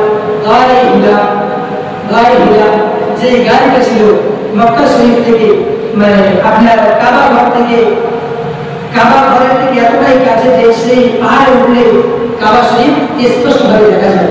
তো সেখানে আল্লাহ নবী সাল্লাল্লাহু আলাইহি ওয়াসাল্লাম সেখানে আল্লাহ পাক রব্বুল আলামিন ধ্যান করতেন। এখন তো আল্লাহর কাছে আল্লাহর নবীর কাছে ওই রাজে হননি, এখন তো আল্লাহর নবী নবী হননি, নবী এখনো হননি। এর মধ্যে আরো হলো আমিন সাদি সকলে আল্লাহর নবী বিশ্বাস করতে, এর মধ্যে তো সবাই আল্লাহর নবী বিশ্বাস করতে। তখন নবী হন আল্লাহ নবী সাল্লাল্লাহু আলাইহি ওয়াসাল্লাম সেই গায়ে গিয়ে আল্লাহ ইবাদত বসে বসে মনে থাকতেন যে সুন্দর পৃথিবী, এই গাছপালা, ফুললতা, উঁচু উঁচু পাহাড় কে বানিয়েছে তা নিয়ে ধ্যান করি। যখন আল্লাহর নবী সাল্লাল্লাহু আলাইহি ওয়াসাল্লাম একদিন ধ্যান করতে থাকে, সেই ধ্যান করার সময় সেই ধ্যান করার সময় আল্লাহ রাব্বুল আলামিন ফেরেশতা জিবরিল আমিনকে পাঠিয়ে দিলেন। বুখারী শরীফের হাদিস, আল্লাহ নবী সাল্লাল্লাহু আলাইহি ওয়াসাল্লামের কাছে সাহাবারা জিজ্ঞাসা করছে, এ নবী তুমি বলে যাও, যখন ফেরেশতা আপনার কাছে আসতেন, ফেরেশতা জিবরিল আমিন আসতেন, তখন তুমি কি করে বুঝতে পারবেন? আল্লাহ নবী সাল্লাল্লাহু আলাইহি ওয়াসাল্লাম বলেছেন, ফেরেশতা জিবরিল আমিন যখন আমার কাছে আসতেন তখন ঝনঝন অর্থাৎ ঘন্টার একটা আওয়াজ হতো। হাওয়া যেমন চলে চলে একটা শুন শুন শুন শুন করে আওয়াজ হয়, জিবরিল আমিন যখন আল্লাহ নবী সাল্লাল্লাহু আলাইহি ওয়াসাল্লামের কাছে এসেছেন তখন এই শুন শুন শুন শুন বা ঘন্টার একটা আওয়াজ আসতো। জিবরিল আমিন আল্লাহ নবী সাল্লাল্লাহু আলাইহি ওয়াসাল্লামের ডাইরেক্ট মানুষকে এসে প্রথমবার, কিন্তু ফেরেশতাদের বেশিরভাগ এসেছে ইয়া নবী সাল্লাল্লাহু আলাইহি ওয়াসাল্লামের কাছে আসলেন, এসে বললেন, হে নবী পড়ো, হে নবী পড়ো সূরা আপনার 30 পারা কি করেছিলেন বিকালে বলা। আল্লাহ জিবরিল আমিন বললেন, হে নবী ইকরা, মানে হে নবী পড়ো। তখন আল্লাহ নবী সাল্লাল্লাহু আলাইহি ওয়াসাল্লাম বলেছেন, আমি তো পড়তে জানি না। যেহেতু আল্লাহ রাব্বুল আলামিন প্রিয় নবীকে কখনো শিক্ষিত করেননি, আল্লাহ নবী যখন খুব এতিম ছিলেন, যে লোকেরা কল্পনা করতে পারে যে সন্তান আমার ঘরে এসেছে, আমি বিশাল কিছু, ওই জন্য আল্লাহ নবী তার আম্মা জানকে ছোটবেলায় দুনিয়া থেকে তুলে নিলেন, তার আব্বা জানকে আল্লাহ নবী দুনিয়ার মধ্যে আসার আগেই তুলে নিয়ে নিলেন। তো এমন করে আল্লাহ নবী কারোর কাছে কোনো শিক্ষিত হয়নি, যেহেতু যার কাছে যদি শিক্ষিত হতো সেই ব্যক্তি প্রশ্ন তুলত যে মুহাম্মদ এত কিছু হয়েছে আমার ঘরে। উদাহরণস্বরূপ কোন একটা ভালো ছাত্র কোন শিক্ষকের কাছ থেকে যদি ডাক্তার ইঞ্জিনিয়ার হয়, তখন সেই শিক্ষক গর্ব করে বলে, এই বাচ্চাটাকে, এই ছাত্রকে আমি তৈরি করেছি, এটা বলে সবাই। আল্লাহ রাব্বুল আলামিন দেখছে মুহাম্মাদের প্রতি যেন এই কথাটা বলতে পারে, অর্থাৎ আল্লাহ নবী প্রিয় নবী সাল্লাল্লাহু আলাইহি ওয়াসাল্লামকে শিক্ষিত করেননি। নবী আগে আমাদের সমাজে একটা ভুল মেসেজ গেছে, বলে নবীকে অশিক্ষিত বলা, এই নবীকে শিক্ষিত বলা যাবে না। অবশ্যই আল্লাহ নবী শিক্ষিত হওয়া, কিন্তু আল্লাহ নবী যেই শিক্ষায় শিক্ষিত সেই শিক্ষায় শিক্ষিত কেউ নয়। সুবহানাল্লাহ, আল্লাহ নবী শিক্ষিত নয় 100 কিন্তু আল্লাহ নবী যেই শিক্ষায় শিক্ষিত সেই শিক্ষায় দুনিয়ার অন্য কোনো মানুষ নয়। আল্লাহ নবী ডাইরেক্ট শিক্ষক কে? আল্লাহ রাব্বুল আলামিন। আল্লাহ নবীর শিক্ষক কে? আল্লাহ, কোনো দুনিয়ার মানুষ নয়। আর আল্লাহ নবীর যে দুনিয়ার কোনো মানুষের কাছে শিক্ষিত করেনি, তার কারণটা কি ছিল? যে সেই মানুষটা লোকের কাছে ভুল মেসেজ দেবে যে মুহাম্মদ এ আমার কাছে শিখেছে বলে এতটা এসেছে। আল্লাহ নবী যখন পবিত্র কালামুল শরীফ একটা করে আয়াত নাযিল হচ্ছে, আল্লাহ নবী মানুষের কাছে প্রচার করছে, তখন মানুষেরা বলছে মুহাম্মদ বানিয়ে বলছে। আল্লাহ নবী অশিক্ষিত, জীবনে স্কুলের বেড দেখেনি, পড়াশোনা করেনি, তারপরে মানুষেরা বলছে মুহাম্মদ এই জিনিসগুলো কি করছে? বানিয়ে বলছে। আল্লাহ নবী তাদের বলছে, তোমরা তো জানো আমি কোন স্কুলে যাইনি, আমার কোনো শিক্ষক নেই, আমি কি করে আমার তো আরবি ওয়ার্ডের জ্ঞান নেই, আরবি ওয়ার্ডের জ্ঞান অনেক জ্ঞান লাগে আরবি ওয়ার্ড তৈরি করতে গেলে, এই জ্ঞান তো আমার নেই, আমি কি করে বলবো? তো আল্লাহ নবী খুব পেরেশানি লাগে। আচ্ছা, এর আগে আল্লাহ নবী সাল্লাল্লাহু আলাইহি ওয়াসাল্লামের জিবরিল আমিন এসে যখন অহিনা শুরু করলো, অর্থাৎ 40 বছর বয়স, যখন আল্লাহ নবী সাল্লাল্লাহু আলাইহি ওয়াসাল্লামের 40তম বয়স হলো, এই 40তম বয়সে আল্লাহ নবী সাল্লাল্লাহু আলাইহি ওয়াসাল্লাম নবুয়ত লাভ করলেন। সেই দিনটা ছিল বালিদুল আওয়াল, সুবহানাল্লাহ। আল্লাহ নবী জন্মগ্রহণ করেছে বালিদুল আওয়াল সোমবারের দিন। আল্লাহ নবী সাল্লাল্লাহু আলাইহি ওয়াসাল্লাম মিলাদ হচ্ছে কি বার? বালিদুল আওয়াল সোমবারের দিন। আল্লাহ নবী সাল্লাল্লাহু আলাইহি ওয়াসাল্লামকে জিবরিল আমিন বললেন, তুমি পড়ো। তুমি বললেন, আমি পড়তে জানি না। দ্বিতীয়বার আবার বললেন, তুমি পড়ো। আল্লাহ নবী বললেন, আমি পড়তে জানি না। তৃতীয়বার জিবরিল আমিন আল্লাহ নবীকে কেমন করে পাজা করে নিয়ে, কেমন করে দুটো হাত দিয়ে কেমন করে জোরে চাপ দিল, অর্থাৎ আমরা যে খোলাখুলি করি সেই খোলাখুলি করতে গিয়ে জিবরিল আমিন প্রিয় নবী সাল্লাল্লাহু আলাইহি ওয়াসাল্লামকে জোরে চাপ দিলেন। দেওয়ার পরে আল্লাহ নবী এই সিনার, জিবরিল আমিনের সিনার আল্লাহ নবীর সিনার সাথে মিশে যাওয়ার পরে আল্লাহ নবী নিজেই বলেছেন, ইকরা বিসমি রাব্বিকাল্লাযী খালাক, সুবহানাল্লাহ। তাহলে এই যে আমরা ইলমটা পেয়েছি, এই যে শিক্ষাটা পেয়েছি, এই যে হাদিস কোরআনটা পেয়েছি, এই হাদিস কোরআনকে আমরা কিতাবের পাতায় পাইনি, এই হাদিস কোরআন আমরা পেয়েছি কোথা থেকে? সিনা থেকে। এই হাদিস কোরআনটা পেয়েছি কোথা থেকে? সিনা থেকে। যার কারণে এই হাদিস কোরআনের মধ্যে আজও পর্যন্ত ভুল করতে পারিনি। আমাদের হিন্দুস্তানের যে আপনার কেতাব বইগুলো আছে ইতিহাস, সেই ইতিহাস এই মাত্র 79 বছর স্বাধীন হয়েছে, কবে ইতিহাস চেঞ্জ হয়েছে তার কোনো অস্তিত্ব নেই, যেহেতু ইতিহাস করেছে মানুষ। আর আমরা যে ইতিহাস করি, আমরা যে কালচার করি, আজকে 150 বছর পার হয়ে গিয়েছে, তারপরেও প্রিয় নবী সাল্লাল্লাহু আলাইহি ওয়াসাল্লামের একটা হাদিস হয়নি। সুবহানাল্লাহ। এর একটাই কারণ আছে, এই হাদিস আমরা পেয়েছি কোথা থেকে? সিনা টু সিনা। তো এই আমিন যখন আল্লাহ নবী সাল্লাল্লাহু আলাইহি ওয়াসাল্লামের ওই দিকে চলে গেলেন, আল্লাহ নবীর গা আল্লাহ নবীর গায়ে 100 জন, আল্লাহ নবীর গায়ে 100 জন, আল্লাহ নবী আস্তে আস্তে সেই আপনার গায়ে থেকে নিজের বাড়িতে গেলেন। যখন বাড়িতে আমরা যখন জিজ্ঞাসা করছি, হে নবী, নবী না স্বামী বলছে, স্বামী আপনাকে কি বলছে?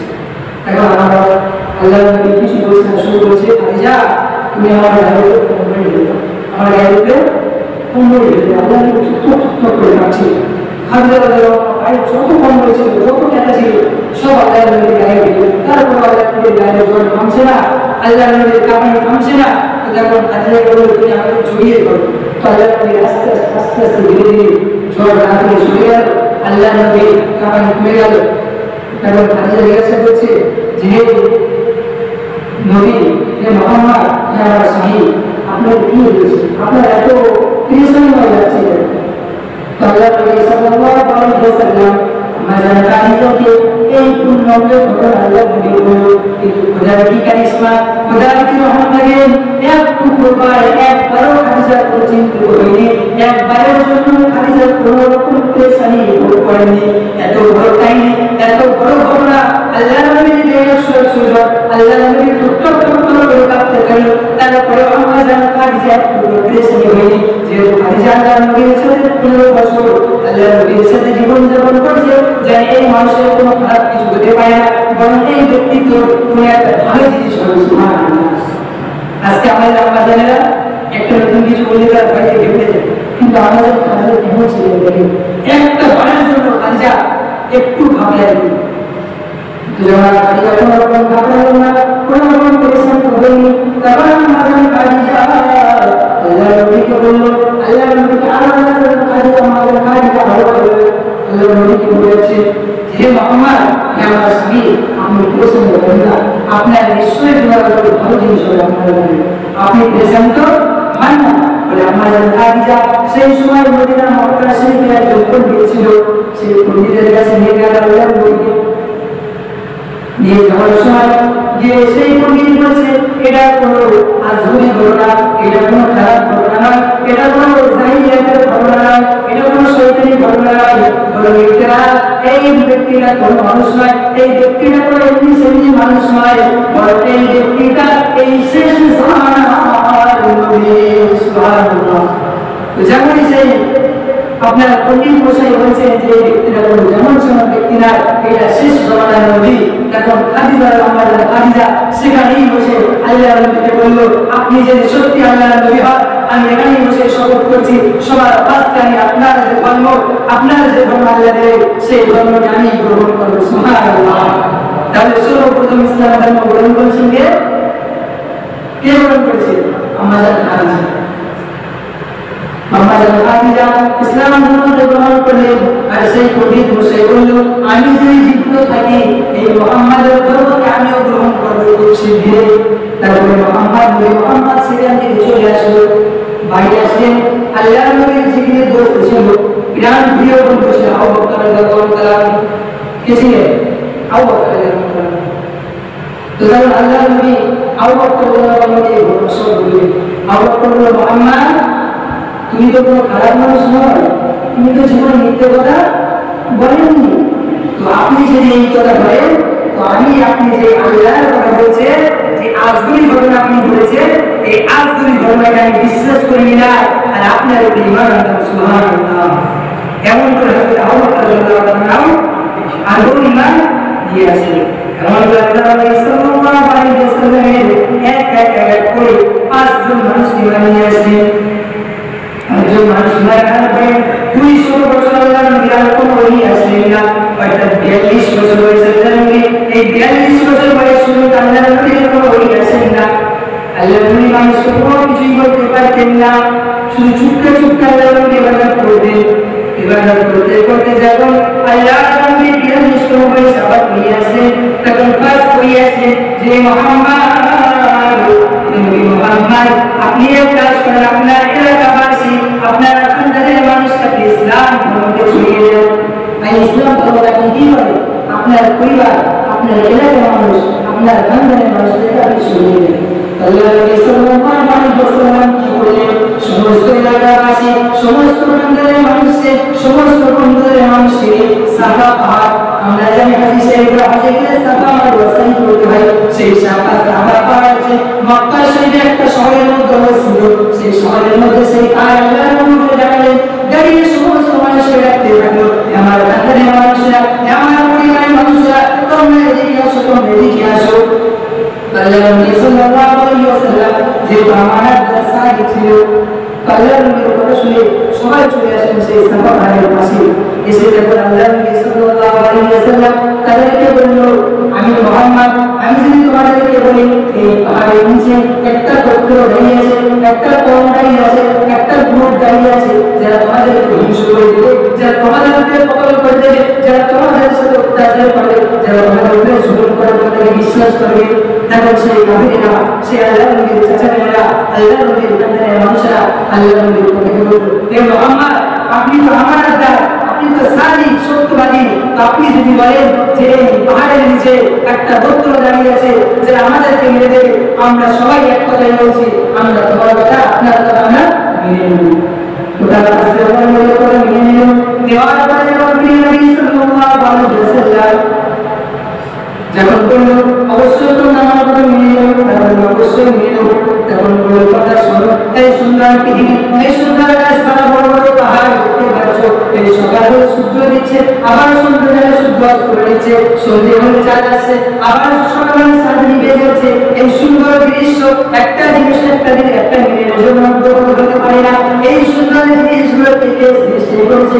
এই সুন্দর জিনিসটা যে সৃষ্টি করেছে তোমরা তার ইবাদত করো, তার বন্দেগী করো, তোমরা ভূত প্রশ্ন ছেড়ে দাও, তোমরা ভূত পূজা ছেড়ে দাও। তখন সেই নবীর চাচা আবু জেহেল বলল, হে মুহাম্মদ তুই আমাদেরকে এই কথা বলার সময় এটা দেখেছিস? তুই গাদ্দার, তোর উপর লানত হলো, এমন বলল আবু জেহেল। তো আল্লাহ নবী সাল্লাল্লাহু আলাইহি ওয়াসাল্লাম কিছুই বললেন না। আস্তে আস্তে সেই মানুষরা সবাই চলে গেল। দেখেন যে মানুষরা কিন্তু 2 মিনিট আগে বলছিল যে মুহাম্মদ তুমি যে কথা বলে আমরা মেনে নেব, সেই মানুষরা এখন কেউ মানতে চাচ্ছে না। আস্তে আস্তে আল্লাহ নবী সাল্লাল্লাহু আলাইহি ওয়াসাল্লাম মক্কা ছেড়ে সকলের দিকে নিয়ে আস্তে আস্তে এক এক করে আস্তে আস্তে সকলের ছুটে ছুটে সকলকে বলতে লাগলো, তোমরা এক আল্লাহর ইবাদত করো, তোমরা এক আল্লাহর বন্দেগী করো, তোমরা ভুলে দাও, তোমরা যেই জিনিসটা তোমরা নিজের হাতে তৈরি করছো, সেই জিনিসের তোমরা পূজা করছো, এতে তোমরা কি ফায়দা পাচ্ছো? বরং তোমাদেরকে যে সৃষ্টি করেছে, তোমাদেরকে যে দুনিয়া দেখিয়েছে, তোমরা সেই আল্লাহর ইবাদত করো। কেউ আল্লাহর নবীর কথা মানতে রাজি নয়, বরং আল্লাহর নবীর উপরে সবাই অত্যাচার করতে লাগলো। আল্লাহ সাল্লাল্লাহু আলাইহি ওয়াসাল্লাম কেমন অত্যাচার করতেন? যখন দুপুরের নামাজ পড়তেন, আল্লাহ নবী নামাজ পড়তে গেলে আল্লাহ নবী যখন পড়তে যাবেন, আল্লাহ নবীর দোয়ায় তারা গামছাকে দিকে তারা বেঁধে দিয়ে আল্লাহ নবীকে ঘোড়ার উপরে টানতে থাকতেন। আল্লাহ নবী যখন সিজদায় যেতেন, আল্লাহ নবীর পিঠের উপরে, আল্লাহ নবীর চেহারার উপরে আল্লাহ নবী সিজদায় যেতেন, আল্লাহ নবীর পিঠের উপরে তারা বুকের ভুঁড়ি চাপিয়ে দিতেন। আল্লাহ নবী যখন মসজিদে যেতেন, আল্লাহ নবী মসজিদে যাওয়ার পরে আল্লাহ নবীর রাস্তায় কাপড় বিছিয়ে দিতেন। এমন করে আল্লাহ নবীর উপরে ভিন্ন ভিন্ন ভিন্ন ভিন্ন এক এক করে আলাদা আলাদা অত্যাচার অনাচার লিখে দিল। বাচ্চাদেরকে লিখিয়ে দিল, তোমরা মুহাম্মাদের উপরে ক্ষতি মারো, তোমরা মুহাম্মাদের উপরে পাথর মারো, তোমরা মুহাম্মাদকে গালি দাও। এমন করে আল্লাহ নবী কত দেখলো, কত কষ্ট আল্লাহ নবী শুতে লাগলো।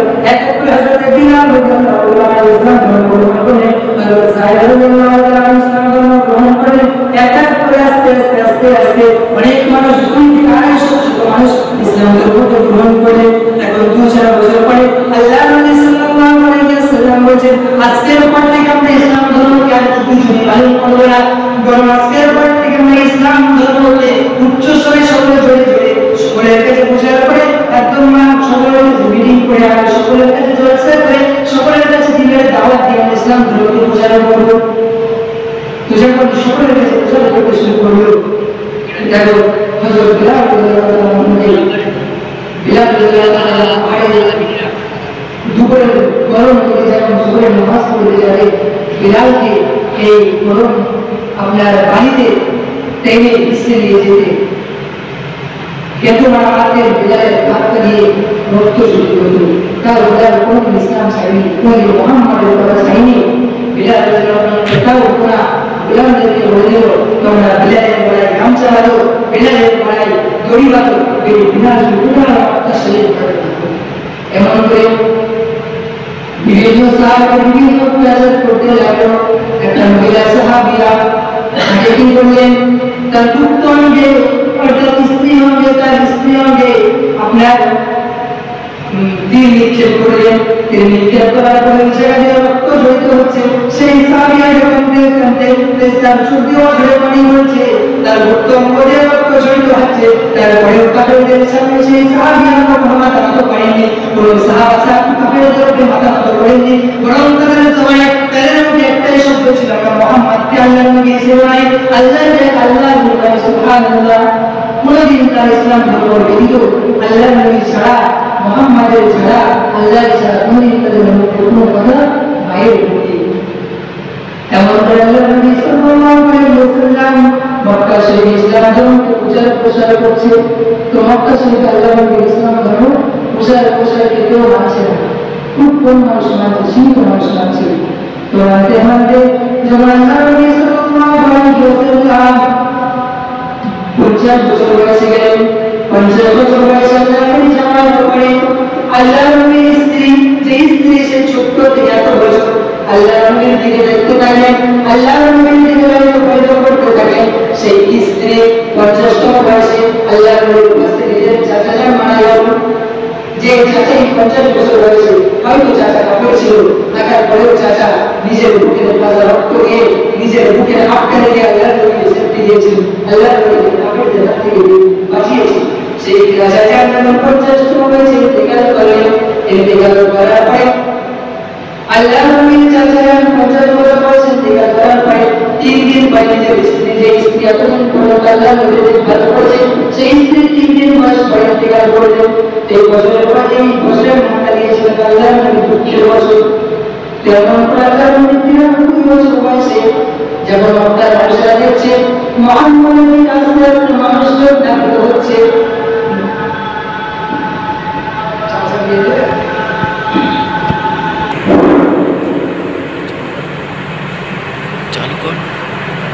يقول جل وعلا يا النبي صلى الله عليه وسلم وجسم رسول رسولكم على رسول الله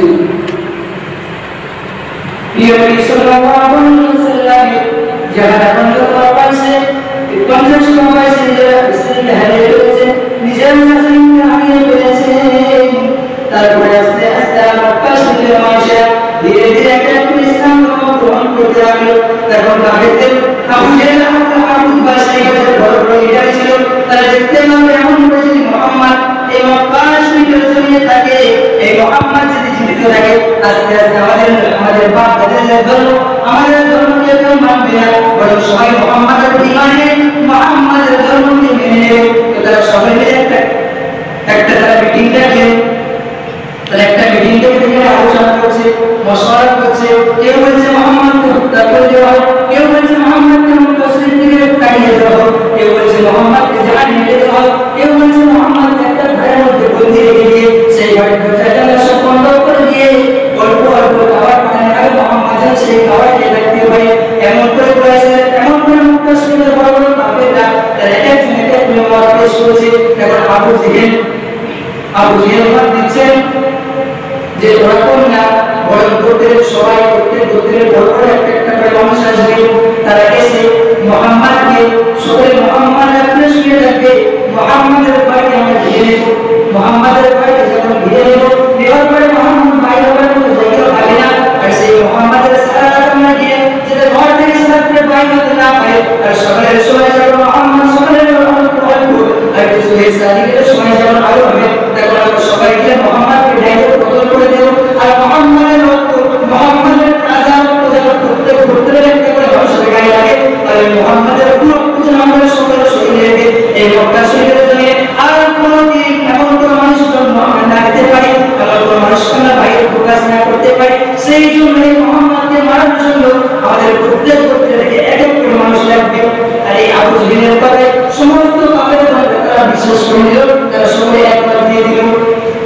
এমন অবস্থায় সকলে একত্রিত হল যে মুহাম্মদ রাসূলুল্লাহকে কতল করবে। আল্লাহ নবী সাল্লাল্লাহু আলাইহি ওয়াসাল্লাম যেমন প্রত্যেক দিন থাকেন তেমন আল্লাহ নবী থাকতে লাগলেন। এমন অবস্থায় রাত্রে আল্লাহ নবী সাল্লাল্লাহু আলাইহি ওয়াসাল্লামের কাছে আল্লাহ রাব্বুল আলামিন পবিত্র কালামুল মুসলিমের আয়াত পেশ করেছেন। ওয়াইদা ইয়ামকুরু বিকাল্লাযীনা কাফারু লিয়াসবিতুকা আও ইয়াকতুলুকা আও ইয়াখরুজুকা ওয়া ইয়ামকুরুনা ইয়ামকুরুল্লাহু ওয়াল্লাহু খায়রুল মাকিরিন। হে মুহাম্মদ, তুমি যতই মক্কা থেকে মদিনায় যাওয়ার কথা বলেছো, কিন্তু আমি আল্লাহ তখন তোমাকে পারমিশন দিইনি। আজকের দিনে আমি আল্লাহ তোমাকে এই রাত্রে মক্কা থেকে মদিনায় যাওয়ার জন্য অর্থাৎ হিজরত করার জন্য তোমাকে পারমিশন দিয়েছি। আল্লাহর কাছে প্রশ্ন করলো, জিবরিল আমিনের কাছে প্রশ্ন করলো, জিবরিল আমিন, আমি যদি মুহাম্মদ আমি এই রাত্রে সকলের চুরি করে সকলের চুরি ভাগিয়ে দিয়ে এই মক্কা থেকে মদিনায় করে হিজরত মানে এই মক্কা থেকে মদিনায় চলে যায়, তাহলে মক্কাবাসী আমার কাছে যারা আমানত দিয়ে রেখেছে, যারা আমার কাছে 1 টাকা দিয়ে রেখেছে, যারা আমার কাছে 10 দিরহাম দিয়ে রেখেছে, যারা আমার কাছে 10 দিরহাম দিয়ে রেখেছে, যারা আমার কাছে খাদ্যদ্রব্য দিয়ে রেখেছে, তাদের তো আমি আমানতের খিয়ানত করব। আর যদি আমি মদিনায় গিয়ে ইসলাম ধর্মকে প্রচার করি, বড় কোরআনের আয়াতকে প্রচার করি, তাহলে বলতে থাকবে এই মুহাম্মদ যে আমাদের কাছে ইসলাম ধর্ম প্রচার করছে, এই মুহাম্মদ কি করেছে জানো? এই মুহাম্মদ মক্কা শরীফের মানুষের ডাকিয়ে, এই মুহাম্মদ মক্কা শরীফের লোকের খাবার দিয়ে এই মুহাম্মদ নিজে খেয়েছে। তাহলে এই মুহাম্মদ মিথ্যেবাদী, এই মুহাম্মদ খিয়ানত করবে না। তখন জিবরিল আমিন বলল, হে মুহাম্মদ রাসূলুল্লাহ, আপনি চিন্তা করবেন না, আপনি বিদেশি হবেন না। আল্লাহ আপনাদের প্রশ্নটা আগে জেনে রেখেছে। আল্লাহ আপনার প্রশ্ন উত্তর দেওয়ার জন্য আল্লাহ রাব্বুল আলামিন বলেছে, আপনারা জানেন আপনি যে চৌকিতে শুয়ে এই চৌকিতে হযরত আলী রাদিয়াল্লাহু তাআলা আমাদের শুয়ে দিলেন। হযরত আলী রাদিয়াল্লাহু তাআলা ছিলেন আল্লাহ নবী সাল্লাল্লাহু আলাইহি ওয়াসাল্লামের চাচাতো ভাই। হযরত আলী রাদিয়াল্লাহু তাআলা সেই চৌকিতে শুয়ে দিলেন। হযরত আলীকে বলল, হে আলী, তুমি এক কাজ করো, আমার কাছে মুখের 10 টাকা আছে, আর মুখের 15 দিরহাম আছে, মুখের আমার কাছে খাদ্যদ্রব্য জিনিসটা আছে, তুমি কাল শুভেচ্ছা দিনের পরে, তুমি কাল বছরের পরে অমুক মানুষকে এই জিনিসটাকে ফেরত দিয়ে দেবে, অমুক মানুষটাকে আমাদের মাঝে ফেরত দিয়ে দেবে।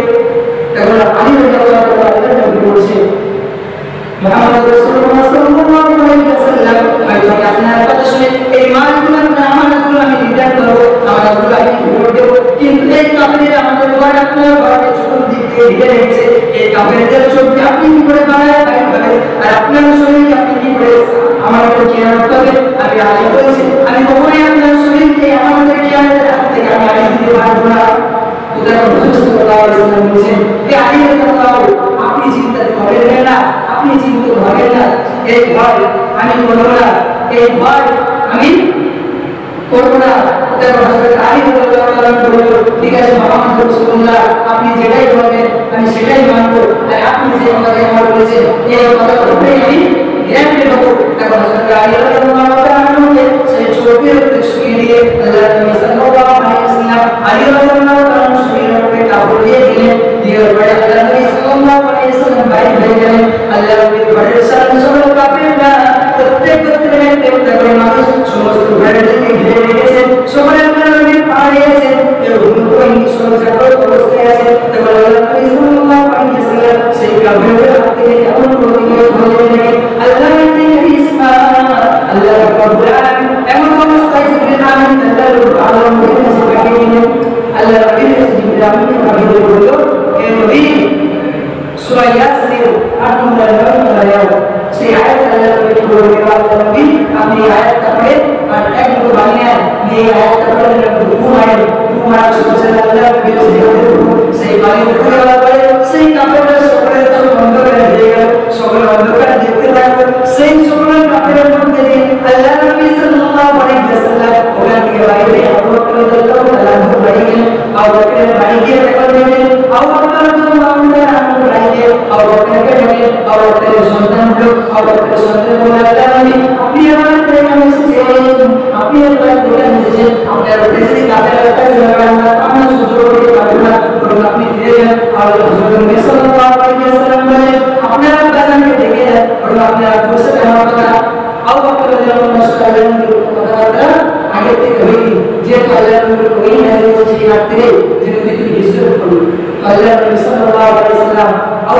গিয়ে বলছে দরকার এই রাত্রে আমার কিছু তুমি তোমার সঙ্গে আল্লাহ বলছে আপনি বলবেন আপনার সময় বলবেন আমি আল্লাহ যে আপনার মতো অমান্য করবো আমার মতো নালে দুনিয়ার উপরে একটা হতে পারে না আপনার কথা আমি কখনোই মাফ করতে পারি না নিজের সামনে নিয়ে নিজের ঘোড়া থেকে বাইরে নিয়ে মক্কা শরীফ অধিকার মক্কা শরীফে একটা বাড়ি দিয়ে একটা গরিব একটা উপায় সে উপায় তিন দিন সেখানে ছিল কাবিলা চারিদিক সকালে শুয়ে সারি করা গেল সময় সাথে বুঝতে পারলো আল্লাহ নবী এত খবর শুয়ে গেল যে কাবিলা আল্লাহ নবীকে হচ্ছে কাবিলা আল্লাহ নবীকে হচ্ছে আল্লাহ নবী সেই ঘর করতে গেলেন আমরা একটা ঘটনার সময় যাই কম বেশি আল্লাহ নবী সেই রকম সেই ঘর করতে গেলেন সেই ভয় কাবিলা সেই ভয় শুয়ে বুঝতে থাকলো তখন আমরা সকলে জানি যে আপনার কি হলো মাদ্রাসা সেই মাদ্রাসা সেখানে চালু করে দিল এমন করে চালু করে দিল কাফেররা সেখান থেকে বের চলে গেল আল্লাহ নবী দেখতে পাচ্ছে কাফেরের পায়ের দাগ কাফেররা যাচ্ছে পায়ে কাফেরদের পায়ে হাতির সামনে আল্লাহ নবী শুনতে পাচ্ছে কিন্তু কাফেররা মনে করছে যে এই তো কত কেউ যে পায়ে যেতে এই পথে যে মাদ্রাসার জাল হয়ে আছে এই জাল তো অনেক পুরাতন জাল হতে পারে যেহেতু মাদ্রাসা জাল অনেক পুরাতন জাল সেখান থেকে কাফেররা চলে গেল 3 দিন পরে আল্লাহ নবী সাল্লাল্লাহু আলাইহি ওয়াসাল্লাম সেই পাহাড় থেকে চলে গেল ওই দিকে মদিনা আসে আল্লাহ নবী ইসলাম ধর্মকে জানতে পারলো এই যে 13 বছর আল্লাহ নবী মক্কা শরীফে ছিলেন এই 13 বছর মক্কা শরীফে থাকার কারণে যারা মদিনা থেকে মক্কায় হিজরত করে এসেছিলেন যারা মদিনা থেকে মক্কায় হিজরত করে এসেছিলেন তারা নবী সাল্লাল্লাহু আলাইহি ওয়াসাল্লামের কাছ থেকে শুনে নিয়েছে যেমন একটা মানুষ আলো উঠে আসে এইটাই সেই আল্লাহ নবী এইটাই শেষ তোমাদের নবী তারা জানেন তারা অনেক তাদের মদিনা শরীফের মধ্যে অনেক বড় আলেম ছিলেন ইহুদিদের তারা আল্লাহ নবীর তারিফ করেছেন আল্লাহ নবীর প্রশংসা করেছেন তারা আল্লাহ নবীর হিজরতের জন্য আল্লাহ নবীর উপর আল্লাহ নবীর আসার জন্য তারা সকাল থেকে সন্ধ্যা পর্যন্ত যখন সহযোগিত হলো তখন তারা সেই মক্কা থেকে মদিনা আসার রাস্তায় গিয়ে দেখলেন আল্লাহ নবী কখন আসবেন আস্তে আস্তে 2-3 দিন যাবে 2-3 মদিনায় হয়ে গেল তারপরে আল্লাহ নবীর দেখা যাচ্ছে চতুর্থ দিনের মাথায় দেখছে একটা ঘোড়ার পিঠে 2-3 জন মানুষ টুক করে আসছে আসার পরে দেখছেন পিছনে আসার পরে সেই মানুষটা আমাদের প্রিয় নবী সাল্লাল্লাহু আলাইহি ওয়াসাল্লাম তারপর মদিনা শরীফের মানুষের সকলে শেয়ার করতে লাগলো এখন এই যে কোরআন বা আলাইনা এই শেয়ার করতে নবী সাল্লাল্লাহু আলাইহি ওয়াসাল্লামের দেখার সঙ্গে সঙ্গে মদিনার বাসীরা সকলে একত্রিত হয়ে সকলে উঠে যায় আল্লাহ নবীর সামনে বলতে লাগলো কোরআন বা আলাইনা ওয়া শুকর আলাইনা হে আল্লাহ আপনি যে সূর্যটাকে আমাদের কাছে পাঠিয়েছেন এর কোরআন বা আলাইনা মানে আল্লাহ আপনি যে সূর্যটাকে আমাদের কাছে পাঠিয়েছেন এই সূর্যটাকে নিয়ে আমরা আমাদের শুরু দেখে দেবো আপনি যে প্রশংসা আপনি যে আমাদের কাছে যে নিয়ে দিয়েছেন এই জিনিসের আমরা মুসলিম কালের প্রশংসা করে শেষ করতে পারবো না এমন একটা সুন্দর সে এমন একটা সুন্দর বছর তার আল্লাহ নবীর হাজিরাতে আল্লাহ নবীর উপস্থিতিতে সবাই বলতে লাগলো সুবহানাল্লাহ আল্লাহ নবী মক্কা শরীফে কত অত্যাচারিত হতে লাগলো সাহাবারা কত অত্যাচারিত হতে লাগলো অবশ্য আল্লাহ নবী মদিনায় যাওয়ার পরে তারা আল্লাহ নবীর নামে সে বলছে তারা আল্লাহ নবীর নামে বছর বলছে আল্লাহ নবী সাল্লাল্লাহু আলাইহি ওয়াসাল্লাম মক্কায় যায় মক্কায় গিয়েছিলেন মক্কায় যাওয়ার আগে পাঁচ রাস্তায় কুবা মসজিদে কুবা বলে একটা মসজিদ আমরা শুনেছি এই মসজিদে কুবা কুবা একটা জায়গার নাম এখানে আল্লাহ নবী কিছুদিন বিশ্রাম করেছিলেন এখানে বিশ্রাম করার জন্য নামাজ পড়ার জন্য মসজিদে কুবা আল্লাহ নবী বানিয়েছিলেন নিজের হাতে আল্লাহ নবী মক্কা শরীফ মদিনা শরীফে যাওয়ার পরে পাঁচ মসজিদ বানিয়েছিলেন সেই মসজিদের নাম হচ্ছে মসজিদে কুবা এই মসজিদে কুবা বানানোর পর আল্লাহ নবী বলে গেলেন যাওয়ার পরে মদিনা শরীফের মানুষরা এক এক আল্লাহ নবীর হাতে সকলে ভাত দিতে লাগলেন সেখানে ইসলাম ধর্ম অত্যন্ত জোর দিয়ে ইসলাম ধর্ম সকলে এখন ইসলাম ধর্মকে মনোযোগ দিয়ে ইসলাম ধর্মকে সকলে মেনে নিতে লাগলেন সকলে আল্লাহ নবীর উপর বায়াত দিয়ে গেলেন সকলে আল্লাহর নবীকে সুন্দর থেকে সুন্দর জায়গা দিয়ে দিলেন আল্লাহ নবী তারা সুন্দর জায়গা দিলেন আল্লাহ নবী তারা সুন্দর জায়গা দিলেন সেই সময় আমাদের উপরে যেমন এখন ইমান আদায় করা আমাদের উপরে নামাজ ফরজ হয়ে যায় সেই সময় যারা মক্কা শরীফে যে সমস্ত সাহাবারা ছিলেন তাদের মধ্যে হিজরত করার ফরজ ছিল তো আস্তে আস্তে মক্কা শরীফের মানুষরা মদিনা শরীফে হিজরত করতে লাগলেন হিজরত করে যখন মদিনা শরীফে গেলেন তাহলে মক্কা শরীফে নিজের নিজের বিধি পালন হলো নিজের পরিস্থিতি নিজের জায়গা নিজের বাড়ি নিজের দিকে সবকিছুই ছেড়ে চলে গিয়েছে তারা যখন মদিনায় গেল আল্লাহ নবী বলেছেন আসাদ সাহাবী মুহাজির পরিবার মদিনা শরীফে এই মুহাজির পরিবার হিজরত মক্কায় হিজরত করে মদিনায় গেছে আনসার মুহাজির মদিনায় বাসস্থান মদিনায় মানুষ আল্লাহ নবী সাল্লাল্লাহু আলাইহি ওয়াসাল্লাম আনসার সাহাবাদের বলেছে হে সাহাবারা তোমরা এক কাজ করো যারা দুনিয়া আছে তারা একবার তোমরা আনসার মুহাজির ভাইদেরকে দিয়ে দাও যারা দুনিয়া আছে একটা কি তোমার মুহাজির ভাইদেরকে দিয়ে দাও দুটো সন্তান আছে, একটা সন্তানের বুকের কষ্ট নিবারণের জন্য একটা সন্তানটাকে নিয়ে যাও, যে নদীর মক্কা মদিনা পশুর থেকে এসেছে, নদীর বুকের কষ্ট নিয়ে বুকের প্রেস নিয়ে নিজের সন্তান গিয়েছে, নিজের পরিবার পরিজনদের ছেড়ে, নিজের ফ্যামিলি ছেড়ে, নিজের রাজ্যকে ছেড়ে, নিজের দেশকে ছেড়ে তার মক্কা মদিনা সঙ্গে এসেছে। একটা মানুষ যখন নিজের সন্তান, নিজের ফ্যামিলি, নিজের স্ত্রীকে ছেড়ে চলে যায়, তার কতটা পরিশ্রম হতে পারে, তার কতটা কষ্ট হতে পারে। এই কষ্টকে তার দায়িত্ব ইসলামের জন্য তারা মদিনা শরীফে বসে এসেছে, তাদের কষ্টকে তারা বসার জন্য তোমরা যদি কারো প্রভাব থেকে একটা ভালো আকাশের মহাজের ভেতরে নিয়ে যাও, তোমাদের যদি কারো দুটো স্ত্রী থেকে একটা স্ত্রী মহাজের ভেতরে নিয়ে যাও, তোমাদের যদি কারো দুটো সন্তান থাকে একটা সন্তান তোমার মহাজের ভেতরে নিয়ে যাও, তোমাদের যদি কারো দুটো ঘোড়া থাকে একটা মহাজের ভেতরে নিয়ে যাও, তারপর সেই আনসার সাহারা আল্লাহ নবীর কথা শুনে একবার বারবার মানা করে সবাই রব্বাই বলে আল্লাহ নবীর কথা শুনে সবাই জিনিসপত্র ভাগ করে দিয়ে আনসার মহাজের সাহারা করে নিয়ে সুবহানাল্লাহ। কত মজার বিষয় বলছিলেন, কত ইসলামকে মানতে থাকবে। এমন করে আস্তে আস্তে ইসলাম শরিয়া মদিনা শরীফে, এই মদিনা শরীফে যাওয়ার পরে হিজরত 7 মারা হয়েছিল। আল্লাহ নবী সাল্লাল্লাহু আলাইহি ওয়াসাল্লাম যেখান থেকে হিজরত করেছিলেন এখান থেকে 8 মাস করে দিয়েছিল, 8 সাল এখান থেকে তৈরি করেছি। বিগত বছরে আলোচনা করেছি, এখান থেকে 8 সাল তৈরি হয়েছিল। আল্লাহ নবী সাল্লাল্লাহু আলাইহি ওয়াসাল্লাম সেই মদিনায় গিয়ে মদিনায় আস্তে আস্তে পুরো মদিনাবাসী ইসলাম ধর্ম গ্রহণ করতে লাগলো। একটা সাহাবা তিনি ইসলাম ধর্ম গ্রহণ করে বাড়িতে এসে এমন মানুষ সবাই ইসলাম ধর্ম প্রচার করছে। এখন তিনি বলল তোমরা সবাই কাল থেকে এক কাজ করবে, আগামী শুক্রবার একটা দিন নির্ধারণ করো, সেই দিনে আমরা সকলে একত্রিত হয়ে আমরা কত মানুষ মুসলমান হয়েছে।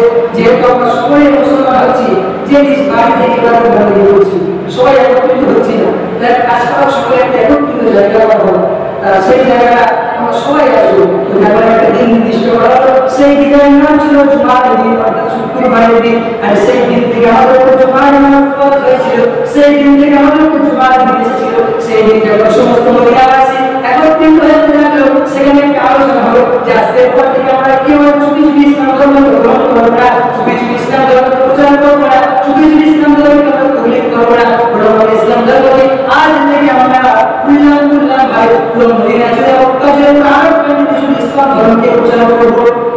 তখন থেকে সবাই একত্রিত হয়ে সকল ইসলাম ধর্ম শিক্ষা নিয়ে প্রচার করতে শুরু করলো। আস্তে আস্তে ইসলাম ধর্ম প্রচার হতে লাগলো, মদিনার সকলে ইসলাম ধর্ম গ্রহণ করতে লাগলো। এমন করে আল্লাহ নবী সাল্লাল্লাহু আলাইহি ওয়াসাল্লাম কি করছে, নিজের জন্মভূমির দিকে 8 নম্বর হিজরি, 8 হিজরি নিজের জন্মভূমি, 16 হিজরিতে নিজের জন্মভূমিতে আসেন, অর্থাৎ মক্কা শরীফে আসেন। এর ভিতরে আল্লাহ নবী সাল্লাল্লাহু আলাইহি ওয়াসাল্লাম যুদ্ধ করেছে, যেহেতু আল্লাহর ঘটনা একদম শেষ করা যাবে না। তো এর মধ্যে আল্লাহ নবী সিনাজা হয়েছে, মিরাজ হয়েছে, আপনার যুদ্ধ হয়েছে, এবং অলৌকিক ঘটনা সাক্ষ্য মুহার হয়েছে, অলৌকিক ঘটনা হাজারো ঘটে গিয়েছে। তো আল্লাহ নবী সাল্লাল্লাহু আলাইহি ওয়াসাল্লাম সপ্তম বয়সে মক্কা শরীফে আসলেন, মক্কা শরীফে আসলেন। মক্কা শরীফে আসার পরে পরিবার করলেন, তারপরে ফিরে অষ্টম বছরে আবার আসলেন, নবম বছরে আবার আসলেন, অষ্টম বছরে আবার আসলেন, এসে ফরজ হজ করেন নিয়ে আসলেন। এই বছরে হজ করে দিয়েছি, আর এই বছরে রোজা করে দিয়েছি। এই বছরে আল্লাহ নবী ফরজ হজ করতে আসলেন। আসার পরে ইহুদিরা কাফেররা তারা আল্লাহ নবী মক্কা শরীফে ঢুকতে দেয়নি, তারা মক্কা শরীফে প্রবেশ করতে দেয়নি।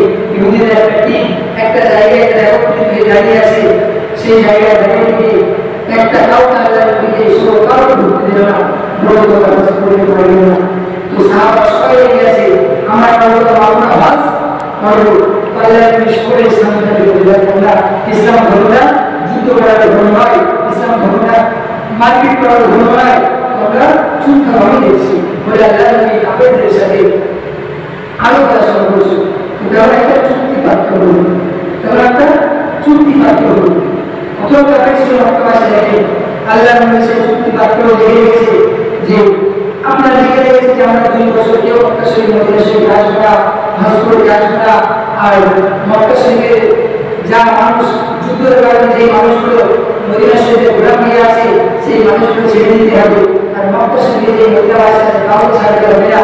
এমন করে কাফেররা একদম মানা যে কথাগুলো মানা নয় এমন কিছু শর্ত দিল আল্লাহ নবী তাও আমাদের সংসদকে আল্লাহ নবী পূর্ণ করে দিলেন নেওয়ার পর আল্লাহ নবী নিচে হযরত মুহাম্মদ রাসূলুল্লাহ সাল্লাল্লাহু আলাইহি ওয়াসাল্লাম আমাদের যখন জিয়া হলো কুল্লা সাইয়া সেই চিঠিটা দেখছে দেখার পরে দেখছে ওখানে লিখেছে হযরত মুহাম্মদ রাসূলুল্লাহ সাল্লাল্লাহু আলাইহি ওয়াসাল্লাম তারা বলছে এই চিঠি যে চুক্তিপত্র করা হলো এখানে মুহাম্মদের নাম আমরা যদি মুহাম্মদকে রাসূল মেনে নিতাম তাহলে এত ঝগড়া করতে ছিল না তোমরা মুহাম্মদকে রাসূল মানি না তোমরা রাসূলকে রাসূল মুহাম্মদ নামে দিও তারা আল্লাহ করে দেওয়ার বলছে যে আল্লাহ নবী প্রতিগুলো শিক্ষিত হয়নি যখন মহিলা ছিলেন আল্লাহ মুস্তাফা বলেন সাহাবারা বলতেন সাহাবারা আসলে কাজের পরে লিখে রাখতেন তো আল্লাহ নবী লিখতে পারেন না পড়তে পারেন না তো কোন সাহাবা এসেছেন যে মুহাম্মদ রাসূলুল্লাহকে লিখে কোন সাহাবাকে বুকে সাহস হচ্ছে না যে রাসূলুল্লাহকে লিখে দিবে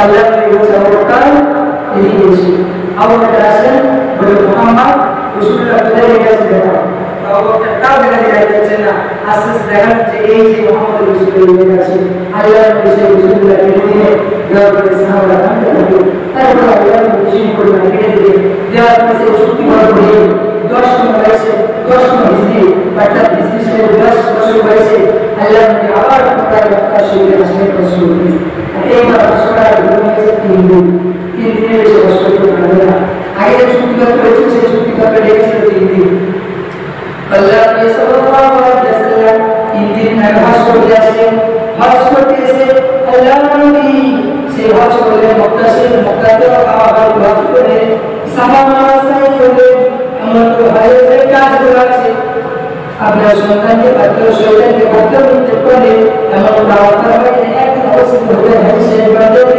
সাফা মারওয়া সমস্ত সাহাবাদেরকে ওখানে সমস্ত মক্কাবাসী অনেক ইসলাম ধর্ম গ্রহণ করতে লাগলো তারা সকলকে আল্লাহ নবী সাল্লাল্লাহু আলাইহি ওয়াসাল্লাম আর আমাদের হাজার হাজার সাহাবা এই 10 নম্বর বয়সে হাজার হাজার কোটি সাহাবা ইসলাম ধর্ম গ্রহণ করেছিল সেই হাজার হাজার সাহাবার সামনে আল্লাহ নবী সাল্লাল্লাহু আলাইহি ওয়াসাল্লাম সেই গুনাহ পিটে দাঁড়িয়ে আল্লাহ নবী বলতে লাগলো হে আমার সাহাবা এই যে ঘটনাটা আপনাদের সঙ্গে বলছি এটা হচ্ছে হজ্জাতুল বিদা বুখারী শরীফের পরের রাস্তা থেকে হাদিস আল্লাহ নবী সাল্লাল্লাহু আলাইহি ওয়াসাল্লাম বলেছেন হে আমার সাহাবা হে আমার সাহাবীরা তোমরা বলো আমি কি ইসলাম শরীয়ত তোমাদের কাছে পৌঁছে দিতে পেরেছি কিনা সাহাবারা তখন বলল হ্যাঁ আমি পেরেছি আল্লাহ নবী আমাকে বলতে লাগলো তোমরা আল্লাহর দিকে আকাশের দিকে আল্লাহর সাথে সাথে বলো যে আল্লাহর কসম করে বলছি নবী মুহাম্মদ রাসূলুল্লাহ সাল্লাল্লাহু আলাইহি ওয়াসাল্লাম আমাদের উপর ইসলাম শরীয়ত পূর্ণাঙ্গে পাঠিয়ে দিয়েছে তোমরা আল্লাহর উপর সাক্ষী দাও তোমরা কি কিয়ামতের ময়দানে যদি আমি বলতে হই আল্লাহ নবী বলছেন কিয়ামতের ময়দানে যদি আমি আল্লাহর কাছে প্রার্থনা করি যে আল্লাহ আমার যে আমানত দিয়েছিল এই আমানত আমি কিয়ামতের সম্পূর্ণভাবে করতে পারিনি যদি আমি কথা বলতে কিয়ামতের ময়দানে সাহাবা তোমাদেরকে কিন্তু আল্লাহর সাথে গায়ে দিতে দেয় যে আল্লাহ নবী সেই কাল ভাবে আমাদেরকে সেই কিয়ামতের আগে আল্লাহ নবী দুনিয়াতে করতে নিয়েছেন সেই কথার আগে আল্লাহ নবী ইসলাম শরীয়ত আমাদেরকে পূর্ণভাবে বুঝিয়ে দিয়েছিল আল্লাহ নবী ইসলাম শরীয়ত সম্পূর্ণ করে দিয়েছিল তখন সাহাবা আল্লাহর উপর সাক্ষী রেখে আল্লাহ নবী আমাদের বলে খোদার কসম করে বলছে মুহাম্মদের কসম করে বলছে আপনি ইসলাম শরীয়ত আমাদের উপর পূর্ণভাবে পাঠিয়ে দিয়েছেন আল্লাহ নবী 14 বছর পানি করতে লাগলো বলে আমার সাহাবা মুহাম্মদ তোমরা শরীয়তের মধ্যে যে এক টুকরো এক বিছনা বইয়া এক সাদা বইয়া ইসলামের মধ্যে এই শরীয়তের মধ্যে নতুন কিছু আইন বাড়ানো না এই শরীয়তের মধ্যে এই শরীয়ত আমার আল্লাহর কাছ থেকে পাওয়া অনেক কষ্ট করি এই শরীয়ত থেকে আমি পেয়েছি এই কাফেরদেরকে অত্যাচার সমস্ত কিছু ত্যাগ করি তোমরা কি অনেক অত্যাচার ত্যাগ করি তো তোমরা যারা এই শরীয়তের কোনো রকম নতুন কিছু সৃষ্টি করো না তোমরা আল্লাহ নবী বলেছেন আমার সাহাবা মুসলিম আল্লাহকে বলতে ভালো জুড়ে রাখো আল্লাহ নবী সাহাবাদেরকে বলতে ভালো আমার সাহাবা যে রাসূলের বিনা এই রাসূলের পরিচয় দিয়েছে আমি যে রাসূলের নাম আমার দিয়েছি আমি কোন ইসলাম শরীয়ত ভালো দিয়ে দিয়েছি তোমরা ইসলাম শরীয়তের মধ্যে কোনো রকম ত্রুটি করবে না তোমরা ইসলাম শরীয়ত কোনো রকম ভক্তি করবে না ইসলাম শরীয়তের মধ্যে তোমরা কোনো ভক্তি করবে না আমি যা দিয়েছি এই লোককে তোমরা আমল করো আল্লাহ রাসূল দিয়ে মসজিদে পানি করতে থাকে সামান্য সময় লাগতে থাকলো সকল বুঝতে থাকলো আল্লাহ নবী আমাদের সামনে এই শেষ সময় চলে এসেছে যার জন্য আল্লাহ নবী এত বড় কথা নিয়ে করছে আল্লাহ নবী রাসূল দিয়ে মসজিদে পানি করতে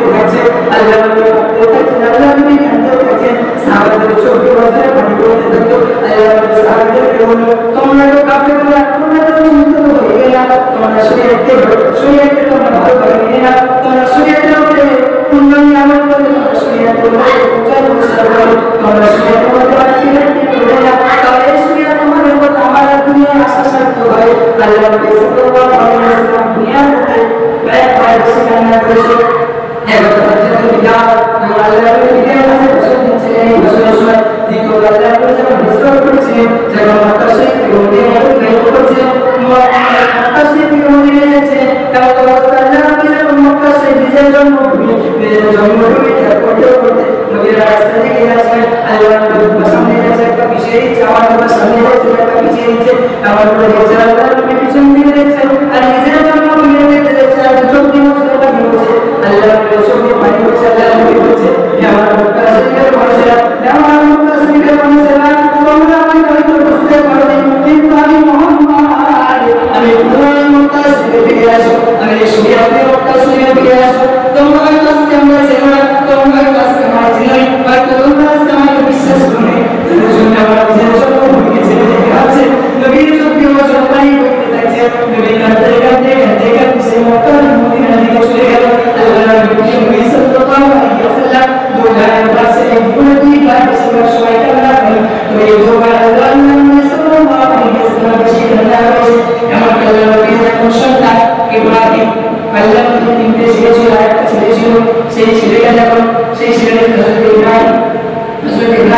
হযরত ইব্রাহিম যখন মারা গেল, আল্লাহ নবী তখন আল্লাহ নবীর চোখ দিয়ে এক উপর পানি বাইর হয়নি, কিন্তু আল্লাহ নবী যখন মক্কা থেকে মদিনায় হিজরত করেছিলেন, আল্লাহ নবী যখন বিদায় ভাষণ দিচ্ছিলেন, তখন আল্লাহ নবীর চোখ দিয়ে বছর বছর পানি নির্ভর হতেছিলেন, কারণ আল্লাহ নবী নিজের জন্মভূমিকে কতটাই ভালোবাসতেন, নিজের মাতৃভূমিকে কতটাই ভালোবাসতেন, নিজের মাতৃভূমি ছাড়ার জন্য আল্লাহ নবী কাঁদতে কাঁদতে চলে গেলেন।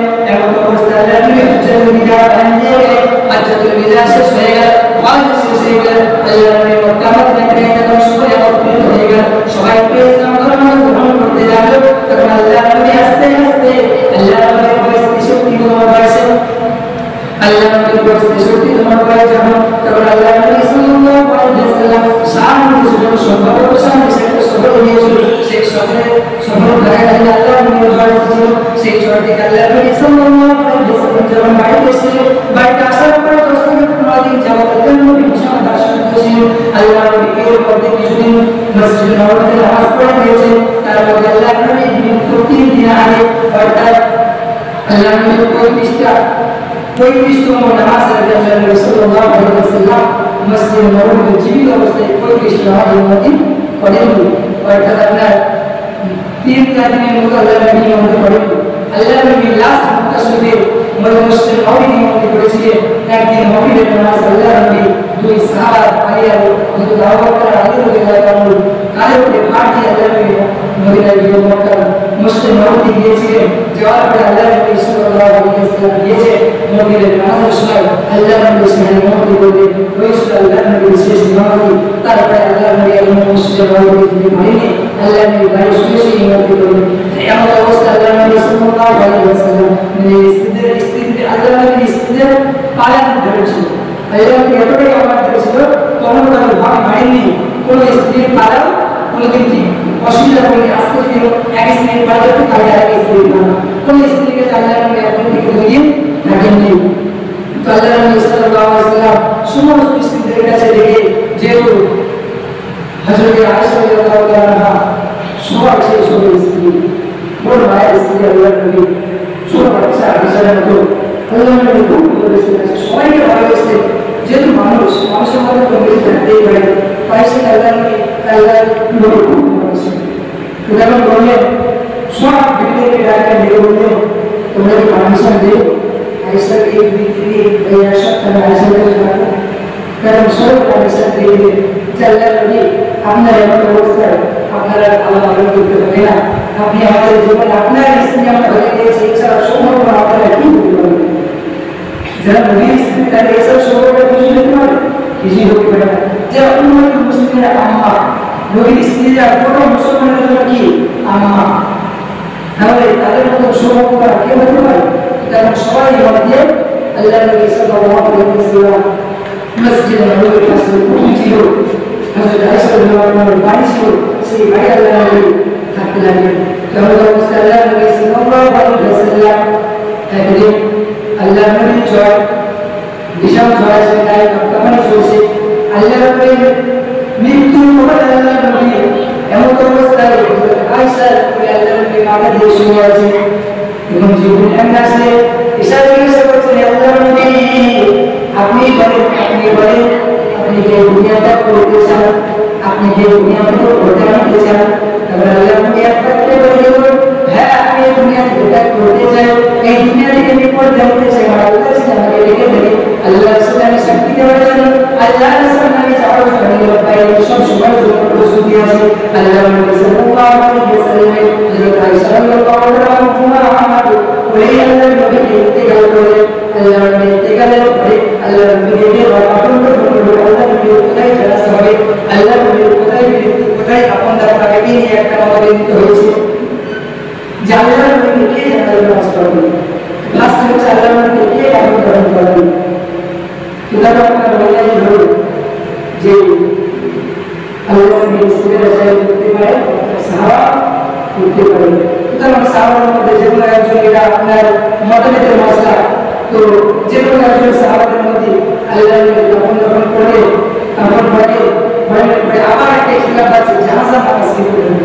যে আল্লাহ নবী এরা জানাজা সবাই পড়ার জন্য চলবে, আল্লাহ নবী জানাজা পড়বে এরকম কোনো ব্যক্তি থাকবে সাহাবারা সবাই জানি করবে আল্লাহ নবীর জন্য একটা বিষয় একটা অসুবিধা হচ্ছে কে বড় আল্লাহ নবীর জানাজা। এর মধ্যে হযরত আলী রাদিয়াল্লাহু আনহু একটা ছোট্ট ঘটনা, আলী রাদিয়াল্লাহু আনহু বলা হচ্ছে আলী রাদিয়াল্লাহু আনহু কি ছিল জামাই ছিল, তার বাচ্চা আপনার সুস্থ হয়ে গেছে। আলী রাদিয়াল্লাহু আনহু এতটাই পাগল হয়ে গিয়েছে, ও হাতে নিয়ে বলছে কেউ যদি বলে যে আল্লাহ নবী মারা গেছে তার শহীদ করে দেবো, আল্লাহ নবী এতটাই পাগল হয়ে গিয়েছে। আল্লাহ হযরত আলী রাদিয়াল্লাহু আনহু চারা সব ছুটতে লাগলো, কেউ যদি বলে সুস্থ আমার আল্লাহ নবী আমার সুস্থ সমিতি আমার চিন্তা পূরণ করে দেবো, আল্লাহ আলী রাদিয়াল্লাহু আনহু আল্লাহ রাব্বুল আলামিন সমস্ত সাহাবাদেরকে সমস্ত সাহাবীদেরকে আল্লাহ শান্ত করে সবাই ভেঙে পড়বে। তো আল্লাহ নবী যখন জানাজা নামাজ শুরু করলেন, তো হাদিসে এসেছে বলছে যে এক এক মানুষ নিজে নামাজ পড়ে দিয়েছে। কেউ কেউ বলছে মুসলিম হয়তো জানাজা নামাজ হয়েছিল, কেউ কেউ বলছে সাহাবারা ইমাম করেছিল, কেউ কেউ বলছে ফেরেশতারা জামাত করেছিল, এমন বিভিন্ন রিওয়ায়াত আছে। তো বেশিরভাগ এটাই প্রমাণিত হয়েছে এটা যে নিজে সকলে সাহাবারা নিজে নামাজ পড়েছিল। তখন জানা যায় আল্লাহ নবী আপনার কমিউনিস্ট করা হতো না, এর একটা মজার বেরিয়ে গেল যে কোথায় প্রকাশের ভিতরে কি কোথায় দেবে কাবার মধ্যে কোথায় দেবে। তো আল্লাহ নবী সাল্লাল্লাহু আলাইহি ওয়াসাল্লাম কি করলেন, নিজের আল্লাহ একটা সাহাবার মধ্যে একটা সকলের মধ্যে একটা চিন্তা ভাবনা ঢুকিয়ে দিল যে আল্লাহ নবী যেখানে ইন্তেকাল করেছে অর্থাৎ যেই জায়গায় ইন্তেকাল করেছে আমার আয়েশার বাড়ি সেই ঘরে 24 নিচে আল্লাহ নবী দাফন দেওয়া হবে, আর সেখানে আল্লাহ নবী সাল্লাল্লাহু আলাইহি ওয়াসাল্লামকে দাফন দেওয়া হবে। আর এই পর্যন্ত আল্লাহ নবী সাল্লাল্লাহু আলাইহি ওয়াসাল্লাম এমন করে দুনিয়া থেকে পর্দায় নিয়ে গেলেন। তো আল্লাহ নবী সাল্লাল্লাহু আলাইহি ওয়াসাল্লাম দুনিয়ায় চলে যাওয়ার পরে ইসলাম শরিয়াতকে আমরা আজকে পেয়েছি সাহাবাদের থেকে, সাহাবা একটা জায়গায় থেকে চলে গেল, কেউ মক্কা, কেউ মদিনা, কেউ শাম, কেউ ইন্ডিয়া, কেউ আসাম, কেউ বাংলাদেশ, এমন করে সমস্ত সাহাবা সারা পৃথিবী ছড়িয়ে গেল। আস্তে আস্তে আস্তে আস্তে এই সাহাবারা পুরো ইসলামের কাছে 24 বছর করে আল্লাহ নবীর সাহাবাদের বদৌলতে আজকে এই ইসলামটাকে এই সুন্দর দুনিয়াটাকে এই সুন্দর শরীয়তটাকে এই সুন্দর মানুষগুলোকে আমরা পেয়েছি। এই পাওয়ার জন্য আমরা কি আল্লাহকে খুশি না খুশি? আল্লাহকে অনেক খুশি যে আমাদেরকে এত সুন্দর করেছে, যেমনি আমরা ঘরের জন্য নদীরা দোয়া করেছি, আমরা দোয়া করেছি এই উন্নত করবো। কিন্তু বলা যায় আমরা নবীর কাজ করছি না। যেহেতু নবী দিবসের অনুষ্ঠান, নবী দিবসের আলোচনা প্রায় শেষ, আল্লাহ নবীর ঘটনা পরিচয় শেষ করা যায় না, আল্লাহ নবীর ঘটনা নিয়েই শেষ করা। তার মধ্যে যতটা বলার চেষ্টা করেছি বিহারে মাফ করে দেবে, 2-4 কথা বললাম 5 মিনিট, তাই অনেক করে ঘুরে দিয়েছি। তো আমরা যেহেতু না না চাওয়াই না পাওয়ার সেশন ঘটনা পেয়েছি আমাদের করণীয় বসে কিছু কাজ আছে তো আমরা এই যে সুরিয়াকে পেয়েছি সুরিয়াকে আমরা উপর করণীয় কোন কাজে আমরা ব্যয় করবো না বরং সুরিয়াকে আমরা সুন্দর করে পালন করবো ইসলাম সুরিয়াকে আমরা সুন্দর করে জানবো সুন্দর সুরিয়া দুনিয়ার যত সুরিয়া আছে সব উপরওয়ালা সুরিয়া ইসলাম সুরিয়া আমরা ব্যক্তির ইসলাম সুরিয়া সুন্দর আমি দেখি হিন্দু ভাইরা কেউ বাইরে তাকে আয়োজন করে চাঁদা ব্যক্তি দিচ্ছি তার বাড়িতে পাশে থাকে কিন্তু আমরা সুরিয়ার কারণ আছে আমরা সুরিয়ার তার সুন্দরভাবে গোসল দেওয়া আছে তাকে নতুন কাপড় পরা আছে তার পাশে কোরআন তেলাওয়াত করা আছে তাকে সুন্দরভাবে সম্মানের সাথে আস্তে আস্তে আস্তে আস্তে কাপড় করতেছি এই হচ্ছে সুরিয়া যে সুরিয়া হিসাব বাড়িতে করে হিসাব কিনতে এই কাজও শিখিয়েছে তাহলে সুরিয়া কি শেখাবে আমাদের সুরিয়া ইসলাম সুরিয়া দুনিয়ার মধ্যে এমন কোনো কাজ শেখাই এমন কোনো জিনিস নেই আল্লাহ রাসূলুল্লাহ সাল্লাল্লাহু আলাইহি ওয়াসাল্লাম হিসাব করতে সেই কাজটাও শিখিয়ে দিয়েছে আল্লাহর হাদিস আল্লাহ কোরআন আমরা বেশি বেশি পড়ি নম্বর 1 যে লোক তো অনেকই যে বলতে আছে নবী দিবস উপলক্ষে যে উদ্দেশ্য আমরা করেছি সেই নবীকে হাজির হাজির করে নবীর কথা ভেবে আমাদের নবী তার দিকে তাকিয়ে তিনি এত কষ্ট করেছে যা আমরা শুনেছি সেই নবীর সুরিয়াকে সেই নবীর হাদিস আমরা সবাই মান্য করি এই নিয়ে সবাই করি 5 ওয়াক্ত নামাজ আমরা সবাই করি নবীর সুন্নাত তরিকা দাঁড়িয়ে শুনে রাখি দাঁড়িয়ে যদি আমরা দাঁড়াই তাহলে নিয়মকে মাঝে করবো কি করবো আমরা হিন্দু মুসলমান কি করে আমরা বুঝি আমাদের ভারতে একটা আল্লাহর সুন্নাত তো কাজে নজরুল ইসলাম আমরা সবাই তাকে গৌরব করি উনি দাঁড়িয়ে রাখতেন বড় যুদ্ধ করতেন আমাদের বিধাতে ছিল কি হিন্দু মুসলিম হ্যাঁ जो समय आया कॉन्फिडेंस रविंद्रनाथ ঠাকুর কি ছিলেন হিন্দু মাথায় টুপি বড় জুব্বা মুখে বড় বড় গায়ে থাকতো তাকে প্রশ্ন করা হতো যে তুমি হিন্দু হয়ে ইসলাম সুরিয়াতে এমন করে মানছো কেন সে বলছে আমি বড় জামা পড়েছি তাই একটাই কারণ আমি উদাহরণ না তৈরি করি কাজ আমাদের আল্লাহ মাহমুদ সারা জীবন সারিমালে দিয়ে জানেন জানেন আল্লাহ সারা জীবন সারিমালে দিয়ে বসে বৃষ্টি জানো কারণ কি ছিল যে মজুদের কোনো মেয়ে না মজুদের আমরা মজুদের সময় বাবারও আমাদের খ্রিস্টানের বিশ্বাসে দিয়েছি আমরা তাদের কথা বলি আমরা সবাই পাশে নামাজ পড়ি আমরা সবাই বেশি বসে করি এই বলতে আমরা মাস পড়ে গেছি আমরা নবীকে বেশি প্রাণ লাগতো সবে করবো নবীকে দুষ্ণ করবো আল্লাহ আল্লাহ আমাদেরকে নবীর প্রতি মায়া সম্পর্কে মুখে নামাইয়ে যে মুখে নবী রাস্তায় করে এমন না করে নবীর প্রতি মায়া মহব্বত অন্তরে করার তৌফিক দান করো নবীর সুন্নতকে মেনে চলার তৌফিক দান করো আল্লাহর হাদিসকে আল্লাহর কোরআনকে আমাদের কঠোরভাবে মেনে চলার তৌফিক দান করো সাল্লাল্লাহু আলাইহি যা বলেছি রুদ্র দুনিয়ায় আপনাদের ওয়াজ দাওয়াত আলহামদুলিল্লাহ